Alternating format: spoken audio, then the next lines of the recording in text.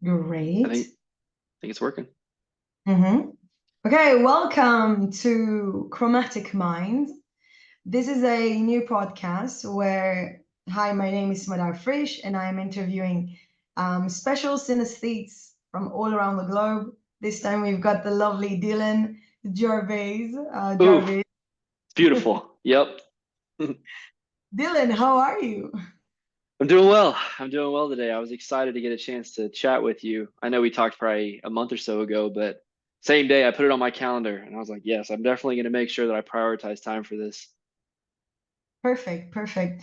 So, in this podcast, I really want to ask you about your experience as a Mhm. synesthete. When was the first time that you discovered that your brain is not quite, braining like other people? I don't have an exact year, but I was definitely a child. I remember some vivid moments where I was maybe 7 to 10 playing around on guitar. And my dad played guitar. He doesn't have synesthesia. He likes to play cover songs and covers a lot of like the Eagles and American bands like that. Well, he starts playing and I'm playing along and I could catch on pretty quickly, I remember, compared to even some of the older people that were playing. And as I was getting older, I kept feeling like I was chasing colors as opposed to like learning chords or like learning structures on the guitar. It was like this feels like I'm blending towards blue or I'm like chasing yellow or green or orange, but no one else that I know has that. So I would ask like, "Hey, have you guys ever like have stuff pop in your head when you're playing?" And they would always say, "No, it's just whatever the chord is," or I just picture myself singing the words or something like that. I was like, well, that's not exactly what I have. Well, then I hit 12 and I started playing fingerstyle a lot more. And it was very easy to assign my fingers to strings because each note I would pluck would be a different color. And I said, okay, if I just keep the thumb on red, I keep the first finger on blue, I keep the middle finger on green, then like now I've got assigned fingers to colors. I've got layouts of the guitar that are playing separate colors. And I progressed very, very quickly. I ended up paying for my first 2 years of college with guitar also. So like the ability to pick it up and not master it, but get very, very good in a short amount of time, it helped me also with the joy of playing music. So I was like, oh, I'm actually getting good. Now I can try something else. But no one ever could really relate to how I looked at the guitar. It was just, oh, he's picturing something in his head or he's making it up or he's trying to be cooler than he really is or come up with some unique, interesting thing. And I was like, no, this is like the core of how I'm playing music. And then I went from guitar to playing the bass guitar to banjo, mandolin, ukulele, piano. Like it translated well to all the stringed instruments. And I think it's because of the way that I was tracking on these colors. But it's been my whole life since I was young, and it's been very refreshing to get into a group with you all and be able to have someone else who at least can somewhat understand what's going on. It's my first time ever, and I'm 26. That's amazing. That's beautiful. I really want to emphasize a point where you said that the way that you perceive the world Hmm. sounds like it's made up. Yeah. Yeah, and I want to share a little story from my first experience. Synesthesia is supposed to show its signs at around that age, from the age of 4 to 5, 6, 7. That's the time where the child is mature enough to start, Hmm. narrating his inner world, using the words properly, building sentences. And this is where you and I would start explaining how we experience it. Could be words, it could be music, it could be taste or Yeah. scent. And then people would think of us that and would say, okay, okay, that's weird. It sounds like it's made up. And it's easier to say to a child that they're making this up. And I remember one of my first experiences as a little girl. I think I was at around your age. I think it was when I was um, at the second grade or first grade. I don't Hmm. know. And we started learning English. And the teacher she gave us word for dictation. It was like a pop quiz. She's like, okay, now I'm gonna examine you. I'm gonna give you 10 words, and you're gonna have to look at it for like maybe 10 minutes and then just write it down. It's like a pop quiz, it's a dictation in English, and okay. Hmm. And in my brain, like I looked at those 10 words, and it was simple for me to memorize them quickly because Some words were in yellow, some words were in green, and some words were in red. So it's not just a list now, it's developed, it's like Mm. it's divided into groups, and it's easier for me to just pick it up from my memory. So of course I wrote it all down, and I didn't have any mistake. And the teacher, the first thing that, I don't know why, but her instinct was to think that I cheated, Yeah. because there's no way that you don't even, I grew up in Israel. This is not our first language is English. You don't know these words. How could you just, ace this on your first try? And then I told her this as a little girl. I was like, well, the words just divided into colors, and it was easier for me to remember the words in yellow and the words in green and the red. They were just divided into group. And the face that she had, like, I I Yeah. I was humiliated. Like, I was like, okay, never speak out your mind this way. Yeah. Always translate yourself to words that normal people understand, because she Hmm. was an adult. I wasn't being judged by children. I was judged by an adult that looked at me like, you're making this up.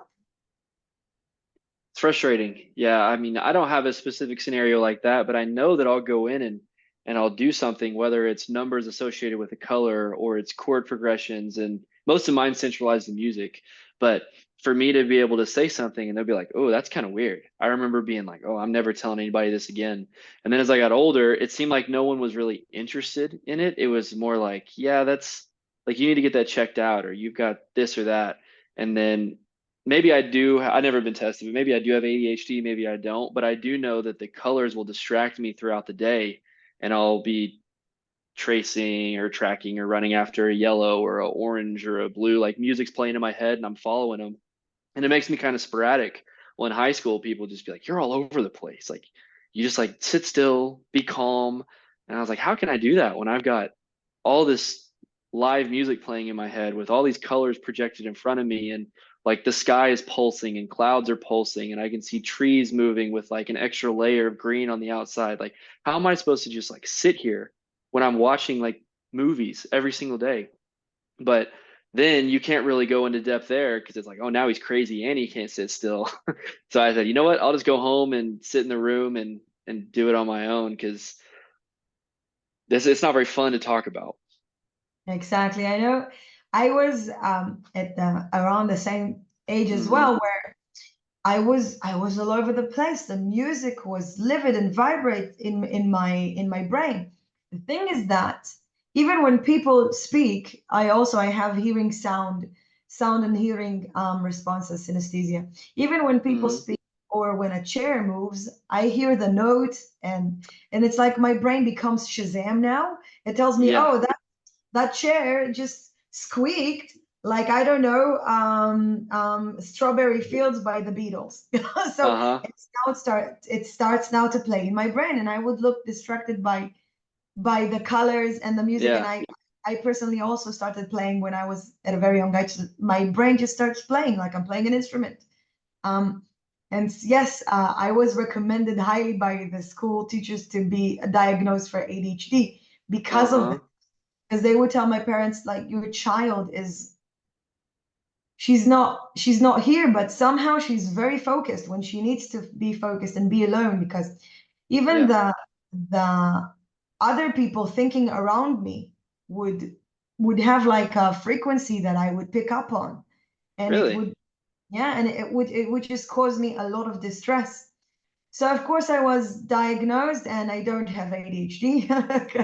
They Hmm. just realized that no, I'm a very calm person. I'm a very organized person.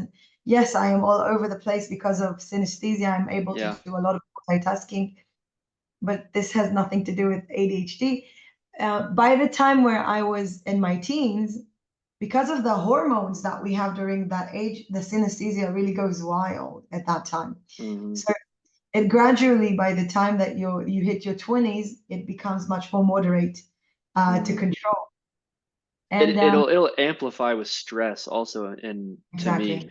where like either like I seem potentially very calm right now, but the second that my toothbrush starts humming in the key of B, I'm like, oh, let me grab my guitar. I'm playing music onto like the noise of the vibration of my toothbrush, and I get like super excited. And then the fridge, it'll hum an A flat. So then I'll go play guitar next to the fridge while it's humming, and like all kinds of stuff that nobody else really relates to, but I get super excited about it and very like emotionally attached to what I'm doing.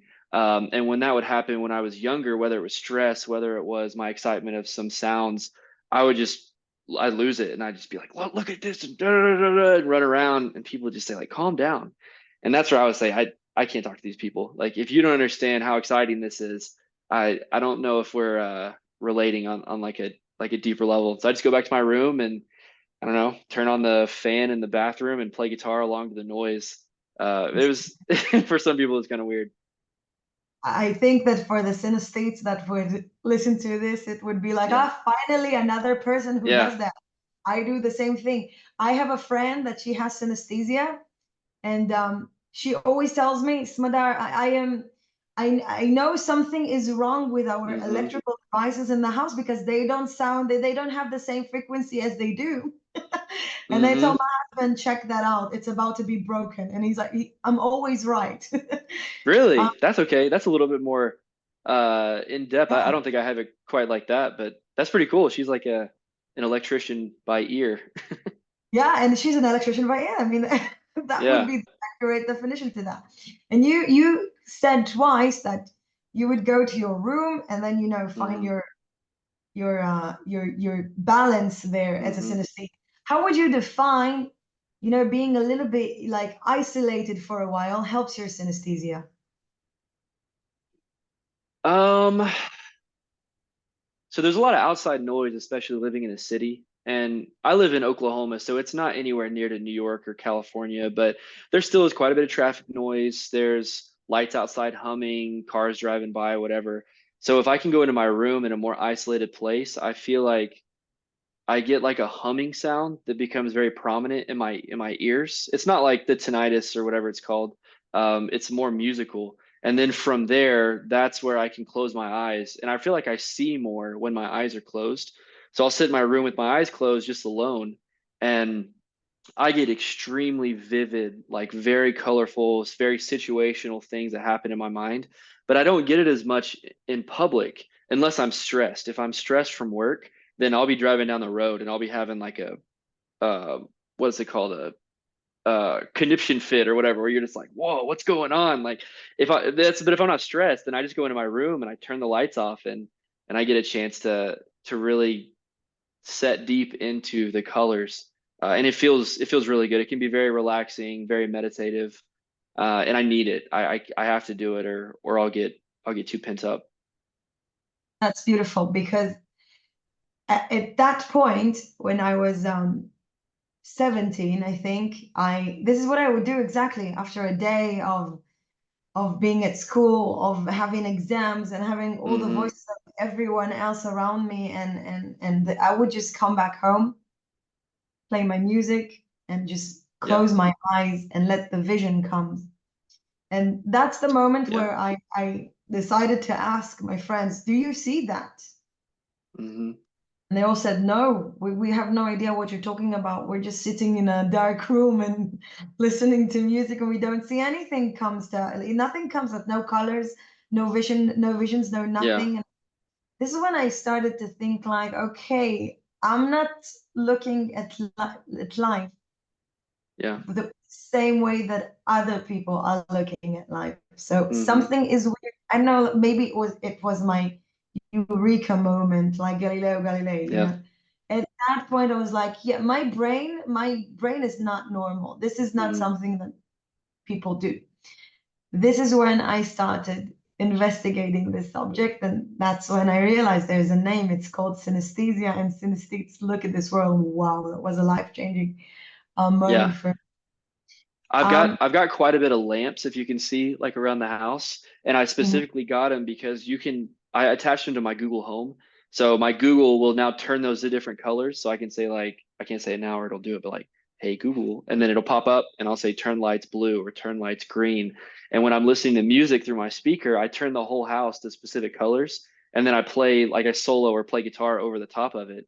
And that's a one way where I decompress alone. And now my fiance moved in, so she's here, and sometimes she'll even say like, "Hey, turn lights blue when a song comes on."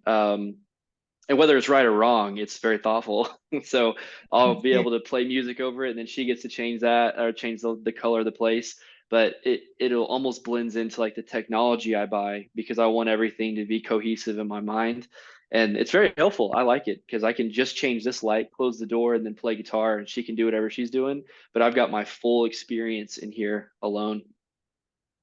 This is amazing, and I want to also to pay attention to the colors that you see. You know, when we Hmm. close our eyes, a lot of people don't see it, but when we close our eyes, something happens in our brain. It's like our Yeah, brain is a like, switch turns on. I'm not getting information from the environment, you know, because when we open our eyes, then our pupils are like, okay, we pick up on this, and Hmm. our brain translate this into a photo of stuff that we need to see. It's things that we need to focus on, maybe the person that we're talking to.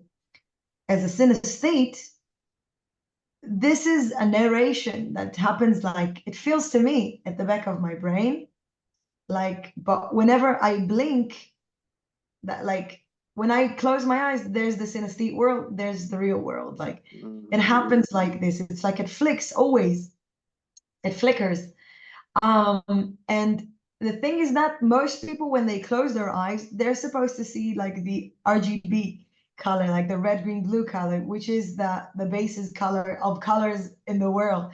Um, and and and this was explored and also translated between people who consume psychedelics, because this is how the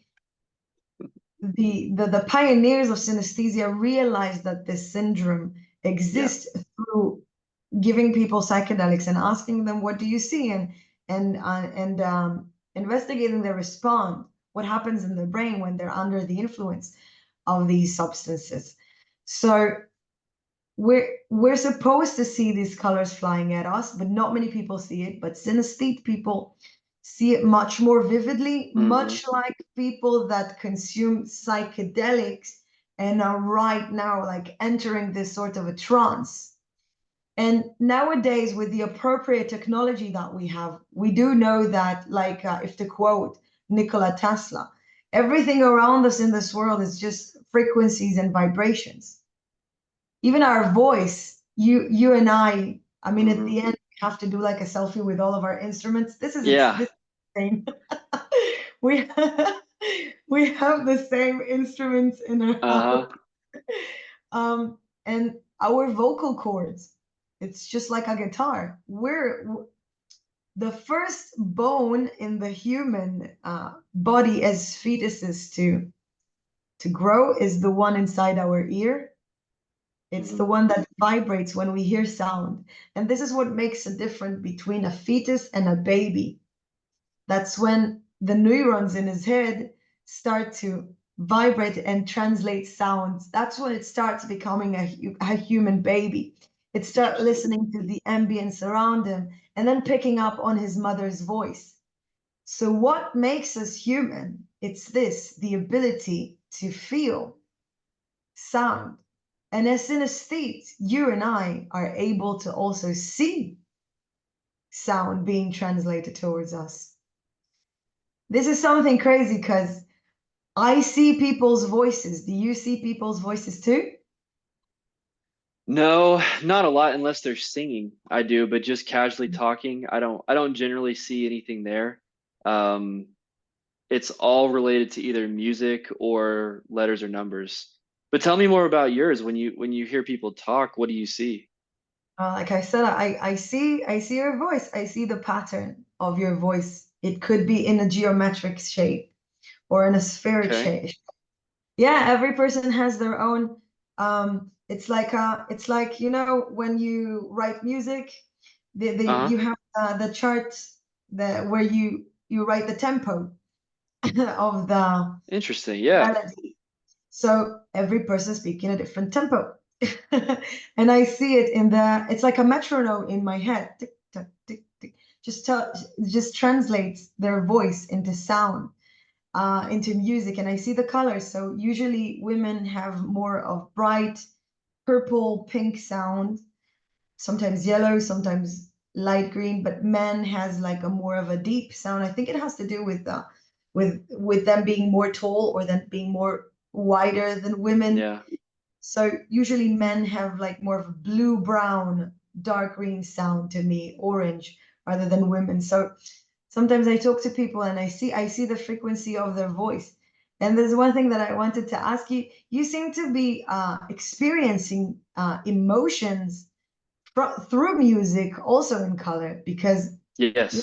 makes the difference between just, a random guitar player and a really good guitar player? It's the emotion that he adds to it. Thank you for asking me this. Oh man. Okay. So you have guys like, are you familiar with Joe Bonamassa? Do you know who that is? No? So he's an extremely technical, hits a bunch of notes, like he doesn't miss a note. The thing is he plays very technical. So he plays like on a time consistency, there's no variance. And that type of music evokes less color to me than, for example, Jerry Garcia from the Grateful Dead, the lead guitar player for him. He plays a lot of times either before the note or after the note, or he plays a string of lines on the guitar where it sounds like a human voice, and he like vocalizes the guitar. And to me, that is much more interesting to my mind than like somebody who can hit individual notes. So you've got guys like Dwayne Allman, who's a guitar player for the Allman Brothers. And then when he passed away, a guy named Derek Trucks. Both of those guys play as if they're trying to emulate a human voice. And it'll put me on the floor. I sometimes I'll lay there and I can't actually move at certain points hearing them. And then guys like John Mayer, who now he's playing with the Grateful Dead also. Like that style of music, the emotional aspect of that is so interesting to me. And then you've got guys like Lindsey Buckingham, who's the guitar player for Fleetwood Mac.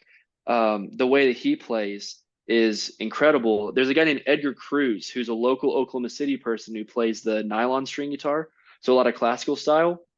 He makes the most emotional sounds and runs that like for me when I'm sitting there listening, I can't open my eyes. I have to close my eyes and feel everything that they're playing.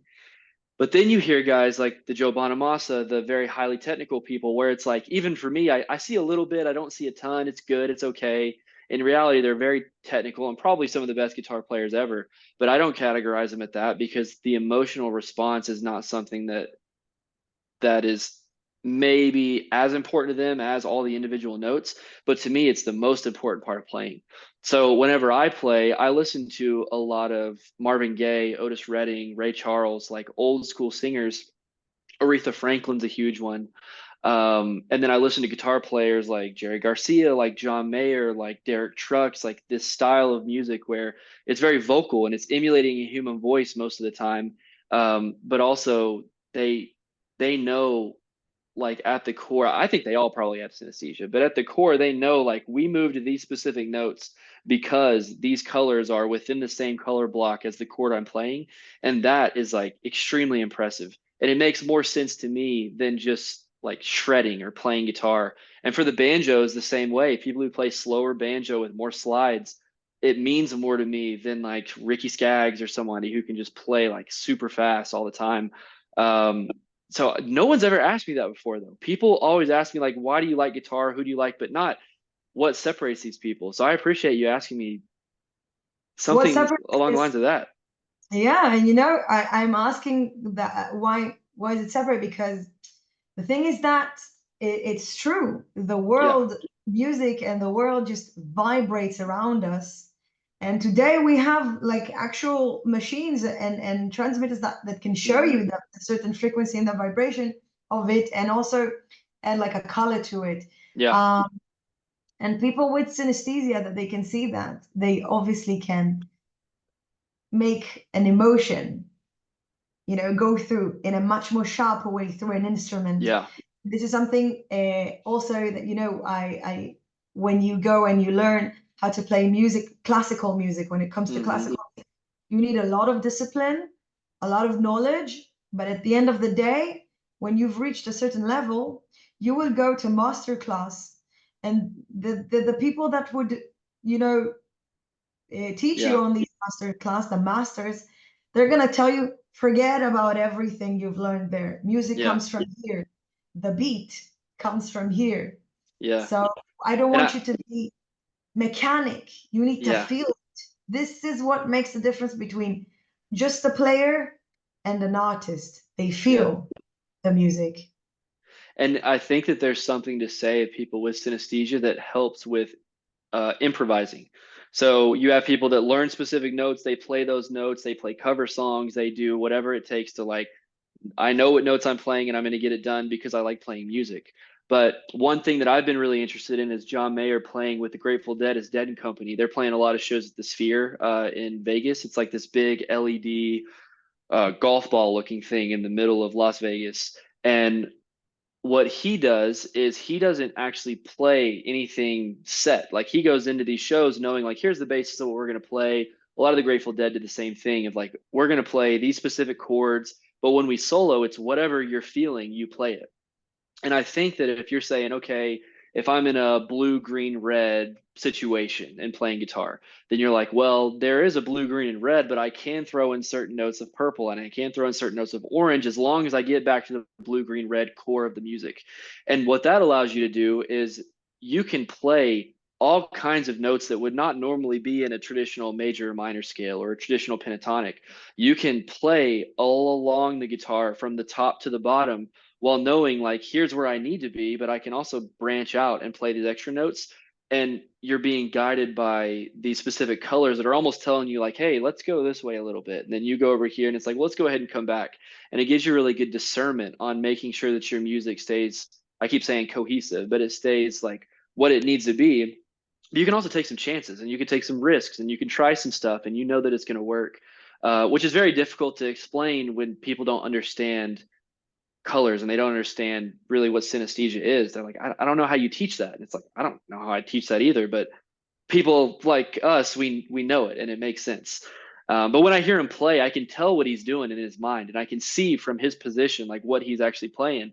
He's way better than me, so I can't do it, but I can picture it. And I'm like, I know what's happening here. And to me, it's extremely fascinating. Yeah. It's because the improvisation, what you said, it's like our brain has already, by consuming all these types Yeah. of genres and listening to this from a very young age, our brain just like, throws the continuation at you. So Hmm. something I saw like in Olsen Steve, excellent in improvising. Um, there's one thing that I wanted to say is that you said something that I can also relate to. I play the best when I close my eyes and Hmm. it's just for me it's like the colors become much more vivid and I don't get distracted by looking. If it's a Yeah. piano, I don't get distracted by the keys. I'm closing my eyes and I'm letting just my fingers, do the work that my mind is showing me. So I do the same thing too. This is incredible. In order to focus, I need to close my eyes to see the colors better. But what I've noticed is if I'm in the room and it's say 9 or 10 p.m. and I put on purple lights and then I start playing music, it takes me about 20 minutes to get out of my own way. Like I'll be like, okay, I'm going to get to the colors, I'm going to play what I want to do, but I'm thinking so much. And then I'll figure out like after a while, I've kind of noodled around the guitar. I've gotten all the stress and thoughts out of the way from work and like I'm not trying to play specific sets and like notes on the guitar and I'll feel myself almost like relax and my shoulders will go down. And then if I'm recording myself or I put like a phone up and just like let myself play to see what I can do, there's like a section of 5 to 15 minutes of where I'm like completely zoned out, only focused on the colors. And I'm like, dude, I didn't know I could play like that. Like that was amazing. But then I look at the ones where I'm actually trying and I'm actually putting in effort. And it's so unnatural to me to be able to like sit there and say, okay, I'm going to do this, and this, that I don't really even think it sounds good. So I've almost got to erase myself along with all of my thoughts and all of my wants and desires and everything in my head and then just play. Just say, I don't care what notes come out, but whatever it is, I know I'm in the safety in the bubble of purple or whatever color it is. And I know that whenever I play, the confidence that I have is in these colors. It's not in myself as a musician. And it's very freeing because when you're done, it almost feels like I don't know, went on a long run and got a runner's high, or you did a bunch of shrooms and the next morning you wake up and your brain feels like it's fully reset. I'll feel that after playing music by just allowing the colors to like take me and take my hands. And I have to do it every couple months in very great depth for hours, or I can start to tell that it's something's wrong inside. So it's not even like it's nice or it's a cool thing to do. It's something that I have to do to be able to feel like I'm sane and to be able to perform better at work and even be like a better fiance. I get all that stuff out of me and then I feel good. How do you experience sleep? Sleep sometimes is tough. Sometimes it's extremely easy to fall asleep, 5, 10 minutes, I'm good. A lot of that's lifestyle too, but on days where I haven't played guitar quite a bit, maybe I slept in the morning and then now I'm going to bed. I close my eyes and that stuff just takes me and I stay awake for hours sometimes just watching these colors connect and watching the music be created and me like seeing each like line and section be like connected. It's very relaxing at certain points. Sometimes it helps me go to sleep. But there are times where it makes it difficult for me to be able to go to sleep because it almost wakes me up. Like it gets me more energetic and I become more interested in what's going on. And there's certain days where I'll see more yellow than normal. And I'll say, well, I wonder why I'm seeing more yellow than normal. And then it takes me almost into the path throughout the past few days and throughout the life that I'm living and my goals and like it'll say like will almost guide me and be like here's the reason why there's more yellow now. But it like talks to me as opposed to me just like experiencing it. But if I can make sure to like wake up in the morning, work out, I do my full work day. At the end of the evening, get off my phone, no screen time. I'm reading books, and then I go to bed. It actually helps me go to sleep a lot faster. But if not, it's gonna talk to me for a long time. I'm gonna say something that I don't know if you know, but there's a research that they did on synesthetes. Of course, it's not all synesthetes, Yeah. because it's only like 2 to 4% of us in the world. But there's a research about synesthesia and sleep, and they found out that 80% like of the synesthetes on that experiment experience, they don't have sleep. They go to sleep and they have lucid dreams. Yeah. So basically, what it means is that our consciousness, even during sleep, is always awake. So this is something that Hmm. most synesthete that I've spoken to experience that they're like, yeah, it's quite difficult for me to fall asleep. And sometimes when I go to sleep, music helps me Hmm. get into that frequency of sleeping. Because what happens in our brain is that we have the brain waves is also Yeah. something that we have to see how we perceive them while Hmm. awake. What are we now? Beta, alpha, gamma. So while we go to sleep, our brain waves lowers. But for synesthete, they don't. I don't think it's go down to theta. I think it stays on a delta level, Hmm. and we still up and picking up information from the environment if we have the air conditioning on, Hmm. if something moves outside.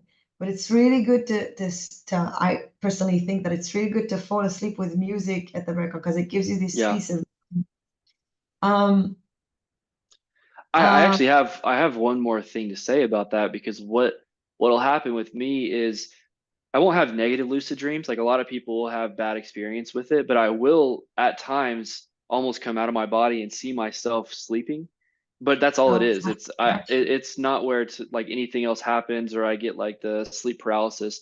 I'll just be laying there and I'll be thinking there. I actually was thinking about this while you're saying it. There's times where I'm like, man, it took me 3 hours to fall asleep last night or 2 hours to fall asleep. But I have a sleep tracking app that'll track my sleep. You just like turn it on and it listens to you or whatever and it'll say that I was in my deepest sleep right after I went to bed. But in my mind, I'm like, no, I was up for like 2 hours. In my mind, I was picturing like I was looking around the room and I was listening to music and I was seeing the colors. But in reality, I think I was completely asleep, although I was like awake at the same time. But my app thinks that I'm out. It thought I was like almost on the brink of death. That's crazy. Well, I think it answers your Interesting. yeah, it's the Yeah. synesthesia. We have lucid dreams. Now, the state of lucid dreams and astral projection, which is something that people, Yeah. meditate for years or put himself in certain situations, consuming vitamins or enzymes or Mm-hmm. different molecules that would help them, CBT, whatever, that would help them achieve that mental state. For synesthete, it's just a natural thing to not have the sleep, to be awake.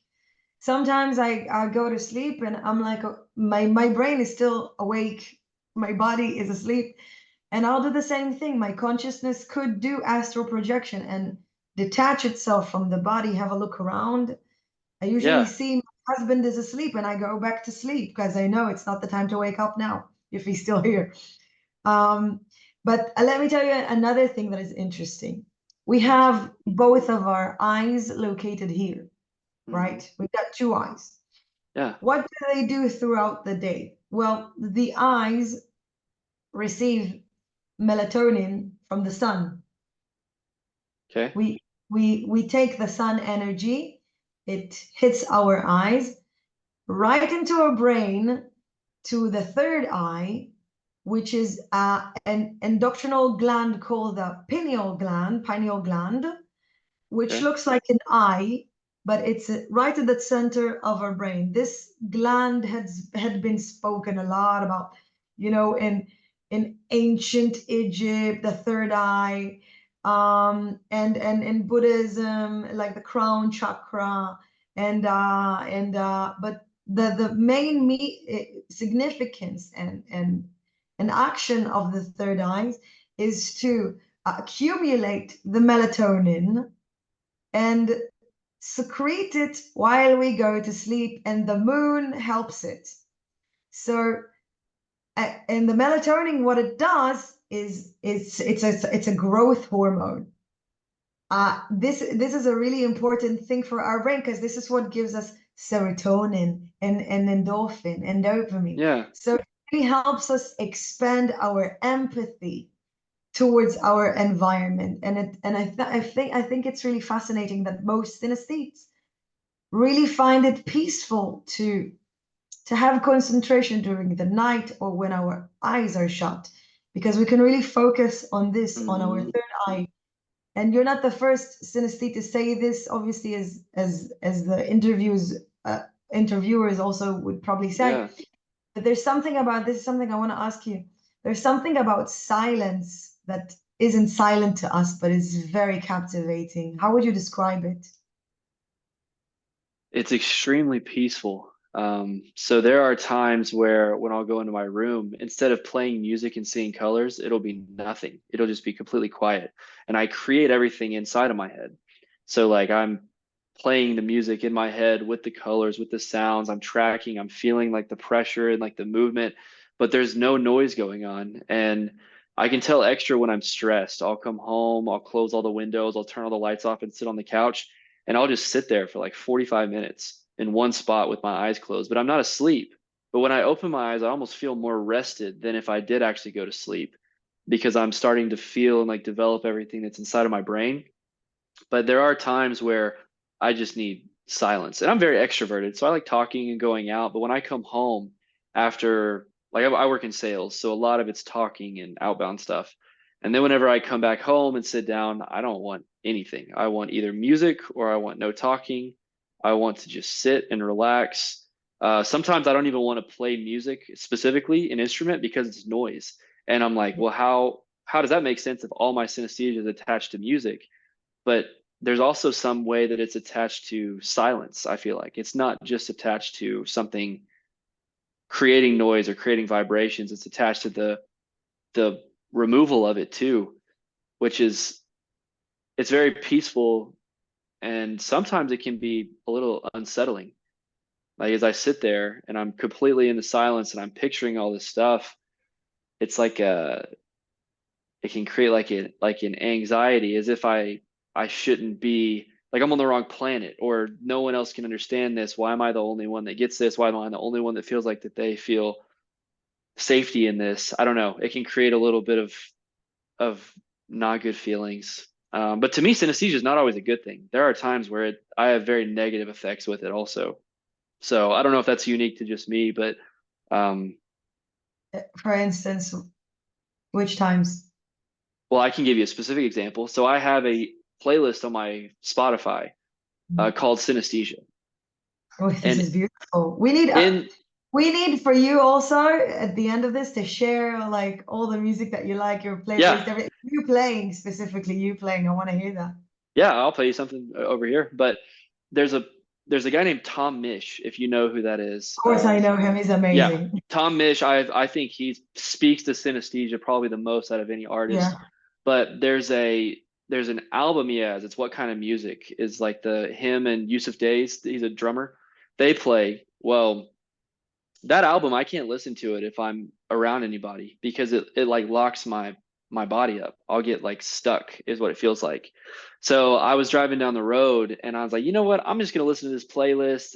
There's an artist named D'Angelo too, who's like from the '90s. He was an R&B artist. So like that style of music, I'm driving and his songs started coming on and I started like sweating and my eyes started crying and all I could see was so the album cover is like a reddish colored album, but it almost looks like as if the sun's going down is what I picture when I see the album cover.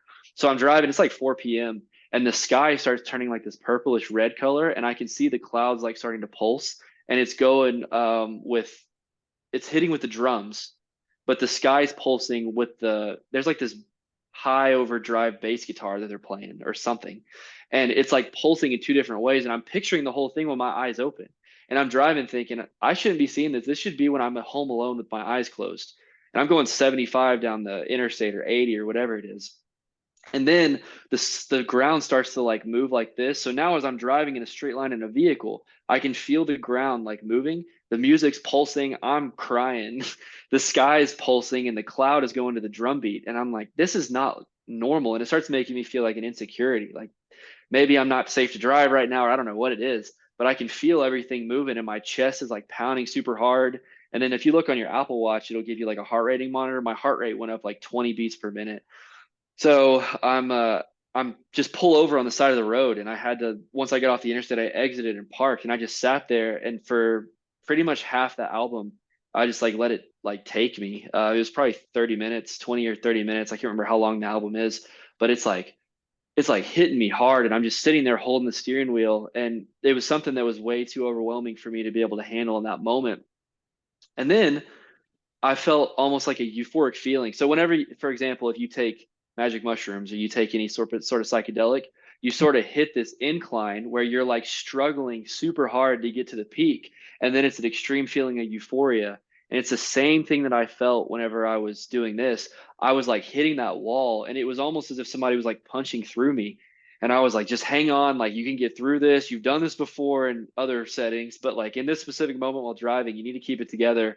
I parked, I let all the emotions come out of me, and then I felt this super euphoric feeling for like days. It was probably 3 days where I just felt like I was on a head high. And then I got home and I kind of realized it was pressure I was taking home from work. I'd worked super long hours, like 12-hour days for the past few days. And I hadn't played any guitar for probably 2 or 3 weeks. And I think it all just built up, and that sort of music allowed the exit. But to be able to see that when my eyes weren't closed while I was doing something that was, I mean, driving is considerably dangerous, like just in its nature. And for to be able to do that while seeing all this stuff made me really uncomfortable. And I started making it more of a thought out process to play music more frequently. And even in small doses, I took the ukulele, the baritone ukulele that I have, I took it up to the office because like if I need to get some of this out, I need to do it now because I can't let it build all up and be pent up because I don't know how well I'll be able to control it in the future. But that is a negative experience I've had with synesthesia. And then times where I wake up in the next morning exhausted because I spent a portion of the night watching these colors connect and like you see the letter O or the color or the letter O or the number zero is always white, and I'll see like the same colors floating through, and then like the chord A or the letter A is always red, and then B is purple, and C is blue, and then G's green, maybe just because there's a G in the front of it. I don't know why, but D is always yellow. Like when you can see the letter and the number flying with the color hitting, like it keeps you up. And then you're tired the next day for work, and I'm like, damn. Then I have this experience in the evening, so it was making me irritated. But then I realized how I can work around it and I can actually make it work for me. But the intensity sometimes it's too much, man. I'm like, go away. I can't take this right now. I need you to leave. Yeah, wow. This is incredible because yeah, I experienced the same thing too. Yeah. There's songs that no way I'm listening to while I'm driving because No.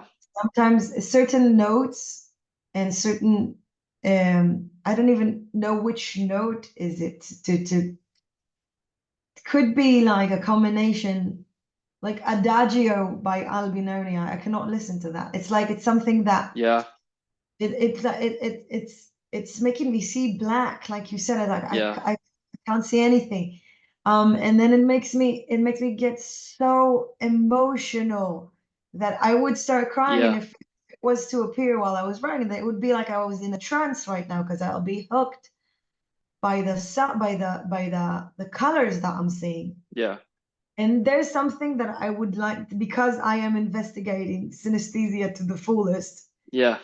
reading a lot of research, a lot everything. This is something I noticed and I tried on myself as an experiment. Um, Usually when people are on psychedelics or shrooms, Yeah. the thing that happens to is that their pupil would expand, Dilate. dilate, Hmm. exactly, dilate. Thank you. The pupil dilates because the pupil starts seeing something that we don't see, Yeah. but it's the visions that the pineal gland is giving you. It secretes serotonin and this lovely molecule that's called dimethyltryptamine, and shortcut DMT. These are all naturals in Yeah. our brain. But what happens is that the pupil dilates because it starts picking up on things that in our reality, but people that are not Hmm. on this substances right now are not seeing it. Only you as the user. Yes. Hmm. I decided like, okay, if this specific, endocrine gland is responsible for my synesthesia, I want to see what happens to my pupil when I listen to this music again. And what I did is that I placed a camera in front of me, directed on my eyes, and I listened to that music and I just let it carry me the same way that it happened to you during the ride that you had that you just described. Yeah. And I saw that my pupil dilates. My pupil started Whoa. dilating as I was looking at the visions. And okay, this is not something that people are able to do consciously Yeah. if they're not feeling scared or an anxiety or falling in love when you have the brain is secreting what's the name of the hormone that you fall in love with? I forgot. Not endorphin, Uh-oh. Serotonin? not No. serotonin. I don't know. So anyhow, the Whichever one that love one is. Yeah. the love hormone, it's not supposed to do that. And I was like, okay, I wonder, maybe the room was too dark when I did that, and my eyes was my pupil were adjusting to the lack of light. So I did the same thing with like a ring light directed on my eyes, so I can see if the pupil still dilate as I listen to this music and have this effect, and it remained the same. So there Hmm. was no way for the room to have absence of light for the pupil to need to do that during that. So I Hmm. would advise you next time, and all the synesthete that would listen to try this, because I think that it connects to that we are seeing hallucinations Yeah. while we are fully awake, conscious. And we're not supposed to experience that. Obviously, our brain is doing something that is abnormal. But the Hmm. thing is that I wonder, because living as a synesthete, would you want to be born without this situation, or you're like, no, this is No. a gift? No. Uh-uh. No chance. I would, so the negatives, even though they are pretty intense, I would say are 20% of the overall experience. Yeah. Every other day, 80% of the time, like in all moments of, I don't know, doing mundane stuff or doing fun stuff, like it enhances everything in such a positive way. And for me, it's not as much of like, oh, I'm one of the only people that has it. I know that that's what a lot of people like. Like I have something that no one else has. For me, it's like, I wonder how I would be able to manage myself internally if I didn't have this. Because say, for example, I had the same like intense feelings or whatever without having synesthesia, and I didn't know, oh, I can just go play music or I can do this to try to get it out. I mean, who knows what I would have done in order to try to regulate myself. So I see it almost as like a gift of life, of a way where I can figure out how I can maximize my life as much as possible. But there's no chance I would want to give it up.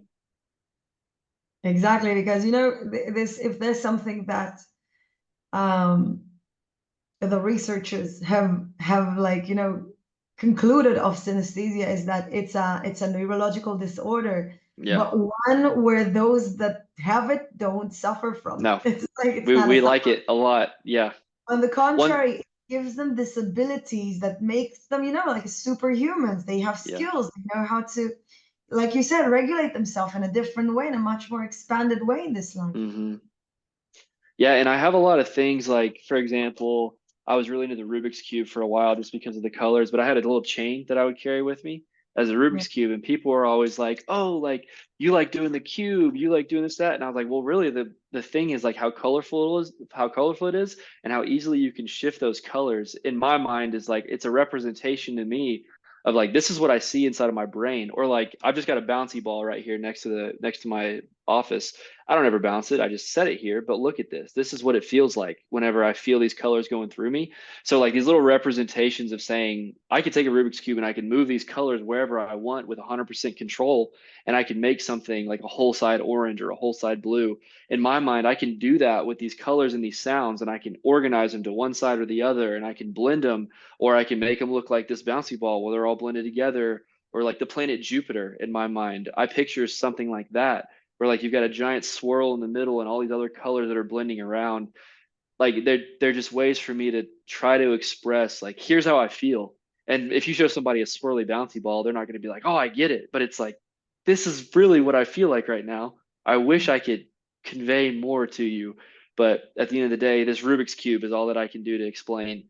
So I don't know, just efforts to try to relate with people.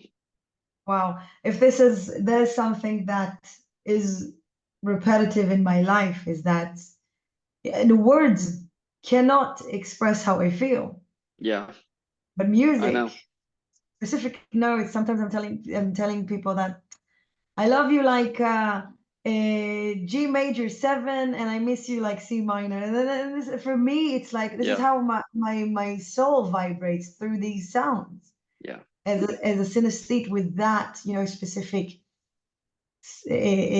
hearing and sound, very yeah, strong for me, and also for my family. I mean, I grew up in a family where my brothers and I spoke the same language, and my mother. So, you know, I would find it difficult for me to explain myself to others, but not to them. And this gave me a lot of support in my life that I needed, because like I had my safe haven where I could hmm express myself.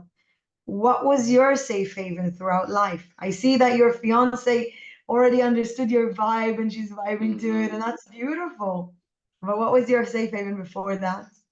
Mine, unfortunately, was suppressed for a long time. So a little backstory of me. I was born in Oklahoma, and then I moved to Georgia because my dad got a job as a minister in South Georgia. So down there, it was me, my mom, and my dad. I was an only child, and that was it. Like there was no one else who lived with us.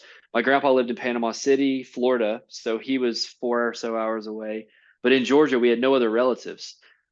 So for me, my parents do not have synesthesia in the slightest, and they don't really relate to it. My mom a little bit more, but my dad definitely does not. So I did not really have a safe haven growing up. It was just me, and I would try to like express to some people, and nobody really got it, so I would just keep it inside. Um, and then I got into college, and I went to a small Christian school for my first 2 years and did general marketing and music. So like that was I don't know. I met some people that understood a little bit, but still nobody that I could really relate to, nobody that I could talk to. So my safe haven was me in my room alone in the dark playing music. And then my other safe haven was trying to pick up new instruments. As I was like, well, if I can do it here, I wonder if I can do it here. And being able to connect that to different types of instruments alone by myself in my room, it was like extremely fulfilling. But I just was so frustrated I didn't have anybody to share it with. And I didn't even know what it was. It wasn't like I knew what synesthesia was. I just knew I see these colors and these feelings. And it wasn't until I was probably last year, 25, maybe I was 24, that I was like, hey, I actually think I have something that like the internet's telling me that other people have. And it Oh, this is kind of a side note, but it really started to come to fruition whenever I saw it's called The Portrait of Madame Heim. It's a photo, if you ever look it up, by an artist named Robert Delaney. I think that's his name, but it's The Portrait of Madame Heim. And it's a woman with a blend of green through her and a green background. And mhm. I remember seeing it and being like, this evokes so much emotion to me. I don't understand why. And I looked it up and it had said like a some note was like Portrait of Madame Heim / synesthesia. And I was like, I wonder what that is. And I clicked it, and then it popped up all this stuff about like seeing colors and music and all these things. And I'd heard of it, but I didn't really know too much about it. So then I started doing a little bit more research, but it all really stemmed from like seeing this photo and like some people telling me that like, oh, that's probably like a condition, but I don't know what it is or something like that. But I did not have a real safe haven besides being alone in my room for years. I mean, up until mid 20s. So anybody who's listening, like if you feel like this is something that you have or you feel like it's something that you'd like to explore more into, like do it at a young age because it'll make your lower upper teens and then 20s make a lot more sense, and you'll Yeah, understand why you're having these emotional responses, and you won't feel like you're crazy or you need to go on medication. It'll yeah, be like, no, I'm actually figuring out that like I have something very intense inside of my mind that not a lot of people have, and then try to find a community where you can either talk about it or learn more. But I would say my defining point of knowing I have something, here's specifically what I have, like the chromesthesia, and like other types, is because I saw this photo called The Portrait of Madame Heim, or Madame Im, what it's Heim, however that's you just say it. looked at it. If I don't know if amazing, like yeah, this is how I don't know if it's I clear, don't know if but I could see it, I'll but attach it. But it was yeah, my also wallpaper. It was also my Vasily, wallpaper for a while. Yeah, on my there's phone.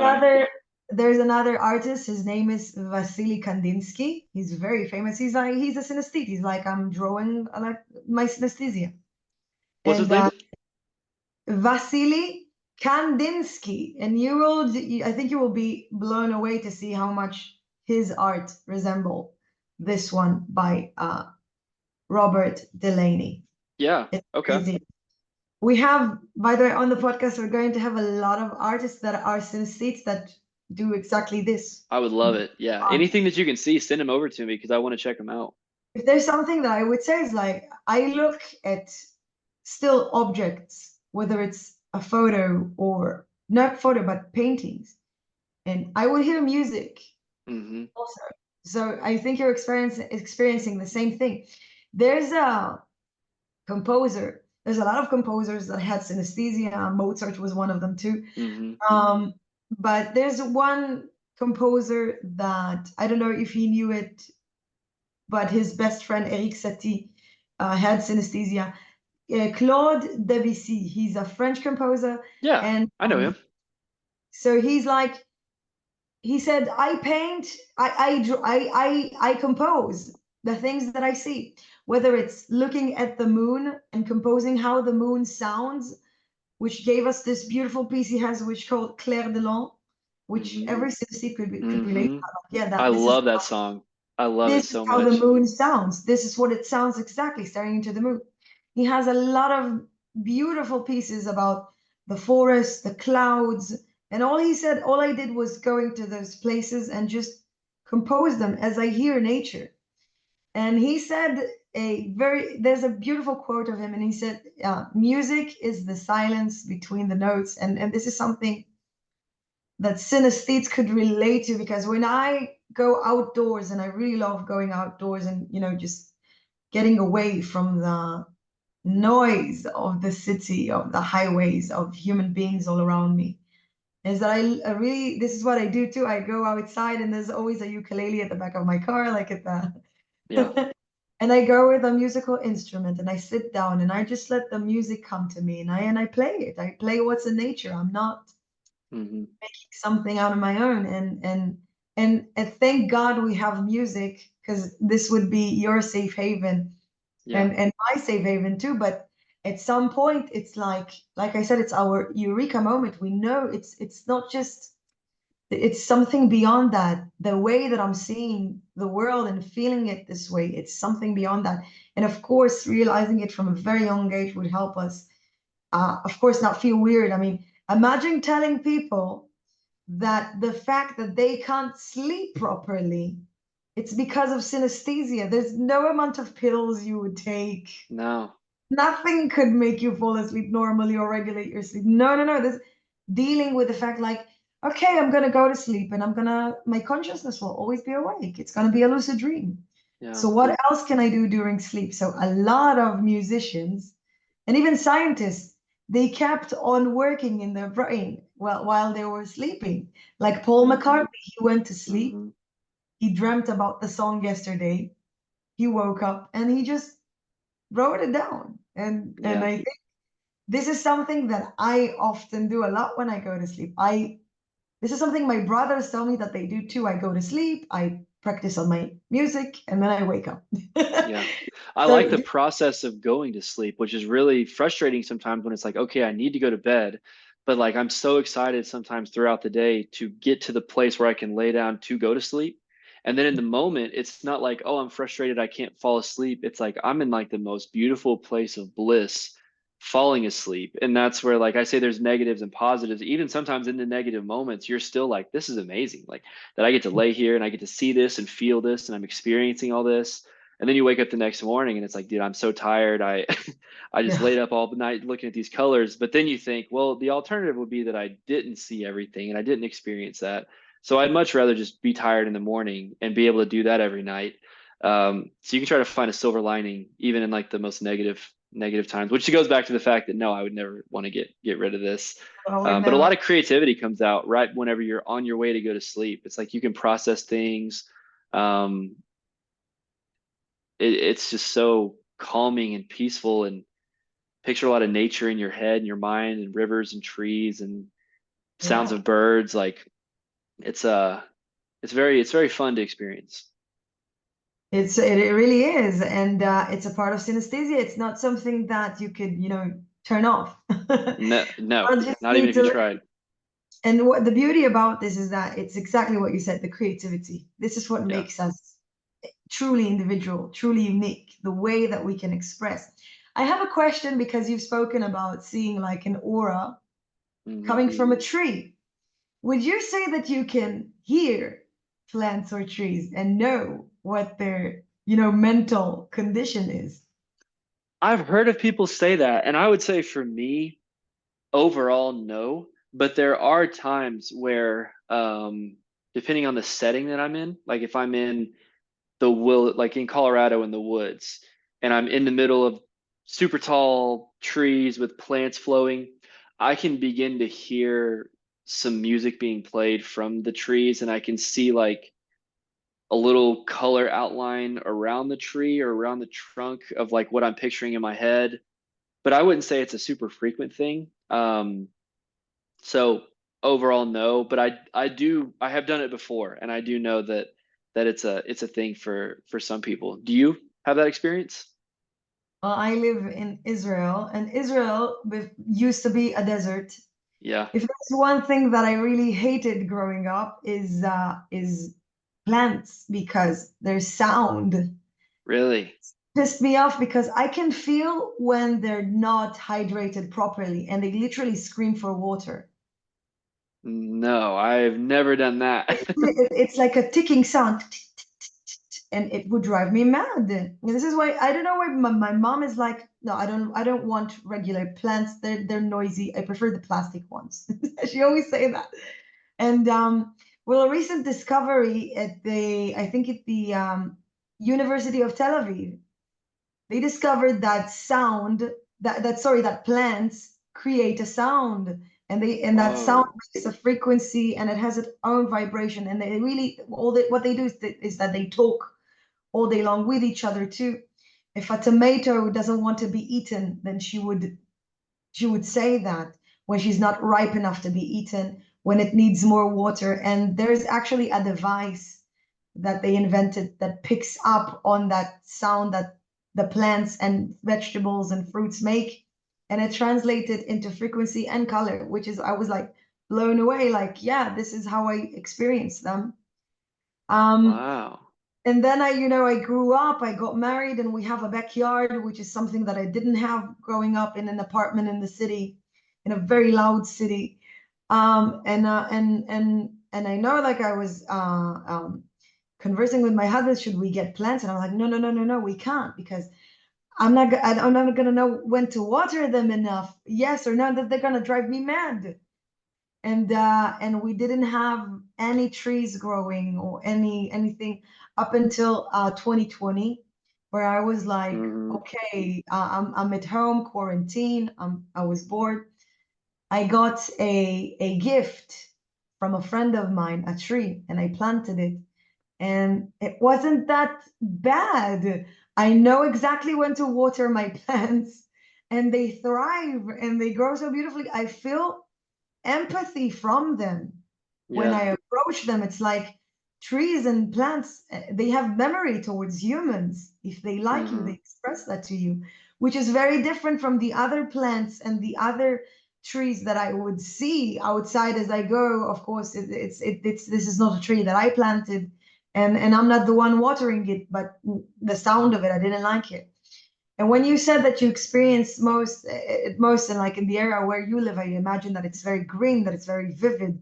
When I go outdoors, specifically in nature, this is where nature is dominating, not the world that I Hmm. live in. And I do hear nature. I think as synesthetes, also being an empath is related to us. There's this mirror touch Hmm. synesthesia where you can feel the pain. I don't know if the branches on our avocado tree grew up to be wild, and then I was suggested to cut one off, and I was like, no, I I'm not can't. gonna. It will be painful for it. I can't. And uh, and uh, and the gardener said, no, it's actually a good thing, and consider it as like hair. I don't know, but it Hmm. felt like it would hurt him. So maybe like if the world was dominated by trees, we wouldn't have furnitures.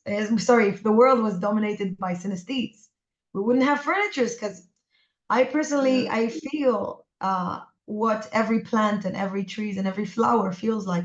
Sometimes I feel like they don't like me. By the way, some specific. Really? Yeah, I feel like they're giving you a signal to get away from them. No, I definitely don't have it. Probably that in depth, but I do notice that I am very much like a conservationist. Like I love open greenery. I love the states of Colorado, Oregon, Yeah, it's gorgeous. Utah, like how beautiful the running water is and like the trees. But it's not just because like it looks pretty. It's more of like this is gonna sound kind of weird, but sometimes I feel like I'm not really supposed to be like a human. Like I'm supposed to be somewhere experiencing more color, more vivid life, more cohesion, like as if I was a plant or if I was something else or like a spurt of energy or I don't know, something out there where I'm like I when I get out there, I feel more at home and I feel like this is where my brain, this is how my brain communicates is in these types of environments. Um, so I would say probably like on that level, I do understand the feelings and emotions of like plants and trees and stuff, but I don't ever hear them scream or do anything else. I just know that when I'm here, I feel more relaxed, understanding. I feel more empathetic. I feel like everything makes sense in my mind when I'm here. But when I'm in the city, sometimes things in my mind don't make sense. And I don't know if that correlates to just like the lack of phone frequencies and Wi-Fi and stuff going on, Yeah. but but I do think that it's very relaxing to go out there and just be like, I could live here forever. This was what I think a lot of the times. This is exactly how once I decided to not be afraid of their voices, of their Yeah. sort of entities. Yeah, and this is something that you cannot get away from. I mean, I live in a very, very urban place. There's not many forests in Israel. Yeah. It's always packed with people. But whenever I go abroad and I just isolate myself, I go directly to the nature resorts and I stay there for days. Like, I Hmm. really love it. But you said something very beautiful, which is something that I don't have an answer to. But I also feel this way. I feel like my soul originated from a place that was like that. Yeah. And So now we are almost like stuck here. It's as if we are supposed to be somewhere else, but we were placed here, yeah, and we just the whole time are trying to get back to where we should be. And I don't know if that gets more spiritual or deep of like religion or heaven or whatever else, but it's like there's something there where I'm more gravitating towards like open open land, more flourishing green environments. Like it just feels more peaceful. But even beyond that, it's not just like here on like Earth. It's something else that I'm like super drawn to. But I guess you don't experience that being on the planet. But I don't know. I can imagine if somebody didn't have synesthesia and they heard us talking, they'd be like, they're all on drugs. They're all of them right now. They're talking about whatever, like stuff that doesn't make yeah. sense. And Um, this is amazing because the first thing that people, when they do psychedelics and they're in nature, mhm, they would say nature speaks to us. yeah, That tree has a personality. It spoke to me. And like it yeah, just said, it literally had also like insights to give me about my life. I'm not hmm, even talking about how in ancient times people had much more connection with nature and they could really understand nature around them. yeah, In my journey to understanding synesthesia better, I knew that the first thing that I need to investigate was our brain. yeah, And luckily I was going with my investigation on the right line because I started reading the books of Jeremy Narby.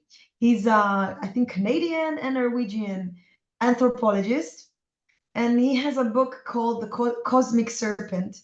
He went on living with the Ashaninka people.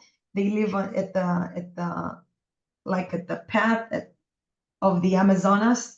And this is a tribe, and that tribe was able to cultivate and to map thousands of types of plants and to know how to make this type grow and this type no, and then don't go close to this type, and they show you why, because it looks like this, it's doing that. But the main connection that they had with nature was by psychedelics. All the plants they consumed hmm, that gave them this information had high levels of DMT. And I thought to myself, and then that led me to another anthropologist, books. His name is Dr. Rick Strassman. And then he decided to investigate the spiritual molecule, which is, he calls his book DMT, the spirit molecule. And then he said, okay, the he conducted a research, and a lot of the people who were there started describing things that he was like, okay, their visions are familiar to me from my childhood, because his mother, he was Jewish, and his mother forced him to go like to shul, Sunday shul, where you just sit down and you hmm, learn Torah. And we had prophets, obviously, and when the prophets would get a vision, you're supposed to be like in a very specific state to get to be spoken by God. And then the visions that you would see, that they would see, the prophets, he's like, whoa, those are the same visions that the people here are witnessing. But I just gave them, LSD and psychedelics. They're not doing anything that is connecting with God. How could it be hmm, possible that they're seeing the same way?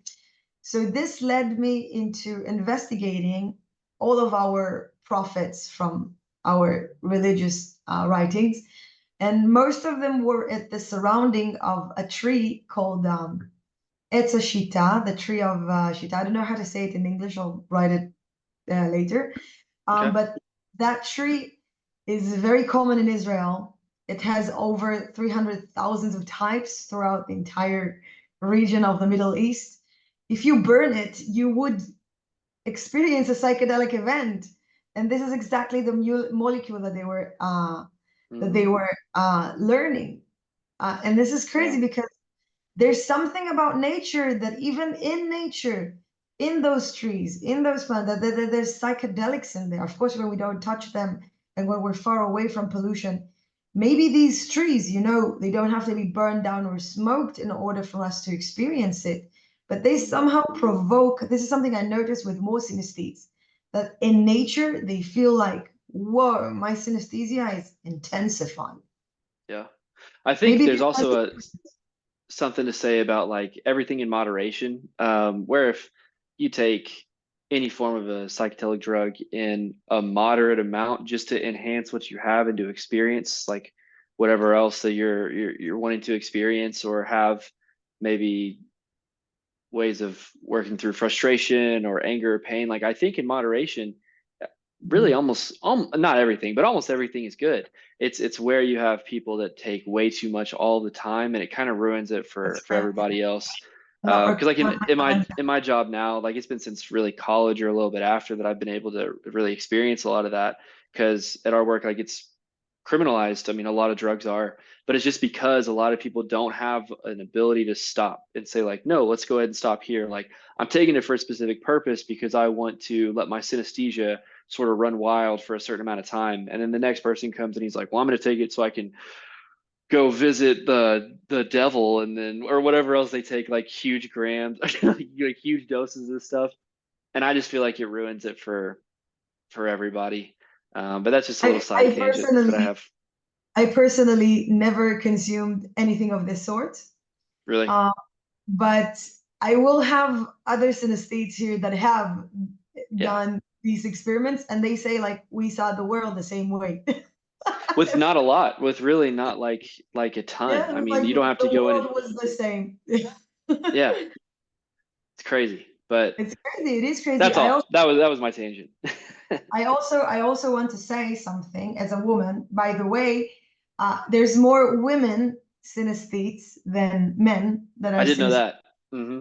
Yeah, and I'm also thinking, I wonder why. Maybe because in general there's more women than men. But Yeah. then again, we do know that there's only 2 to 4% of us, so they haven't mapped. We had more women, so that no, they just found out that women, something in the brain Hmm. of women is more leaning towards synesthesia than men, and and and and I learned that our pineal gland as women is slightly bigger than Really? men. Yeah, it's slightly bigger than men, even though men have a bigger brain than women, like Hmm. 10% of the depth of the male brain is bigger than women. Women have a bigger pineal gland, um, and maybe this is why there's more women synesthetes. But what I can say is that if we take into comparison people that consume psychedelics or shrooms and then they start seeing the visions that you and I would see Hmm. as respond to nature, to music, to living, our bare existence is that Yeah. naturally untouched raw. And in comparison to synesthetes, I would also, what other situations in life we start perceiving reality as different? And then, of course, what came to my mind is pregnancy. During Mm. pregnancy, a woman senses heightens. She starts smelling things differently. A perfume that you used to love, you might not like it while you're pregnant anymore. You're going to pick up on something, it's going to make you feel disgusted, and you're going to want to go and throw up. A woman is more emotional as being pregnant.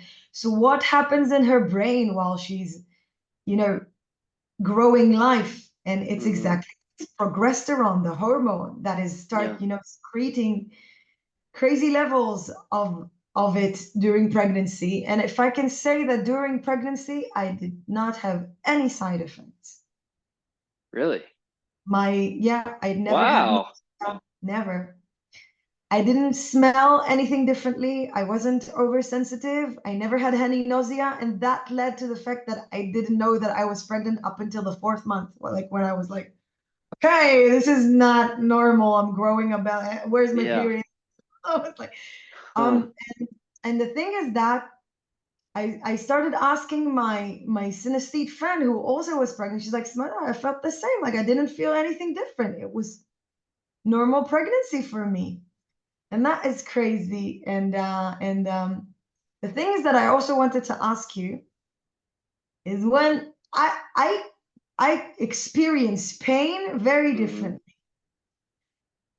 Also, with being pregnant, I didn't feel the contraction pain as that strong up until I had to push my son's head outside. So something about contraction wasn't affecting me. And there's a monitor, contraction monitor, where they plug you into, they put like, there's something on your belly to see. And they would ask me like, are you okay? And I'm like, yeah, I'm okay. And like, no, you're not okay. You're supposed to be screaming from pain right now. How come you're not doing this? And I'm like, I don't feel anything. What are you talking about? Really? And I read a research that synesthetes experience pain in much less of an impact than other people because they envision the pain that they would experience. And usually when you hit them, it's much more less painful than what they imagined. So they are much more like endure to this pain impact. So I felt it. Huh. I'm a pretty strong girl too. I don't know. I do stuff that normal girls don't usually do. I do Krav Maga, but I experienced it really like when I was giving birth. But I heard that other synesthete telling me like, yeah, they can they like I vision the hit, and then when it happens like in real life, it's not that painful. And when the brain imagines something, and this is something that our brain excels in, imagining things before they happen. Hmm. And when it finally happens, then in reality, it doesn't feel the same way like you thought it would feel. So your brain's like, I'm not feeling any pain right now. So we can take it. Do you experience it the same way?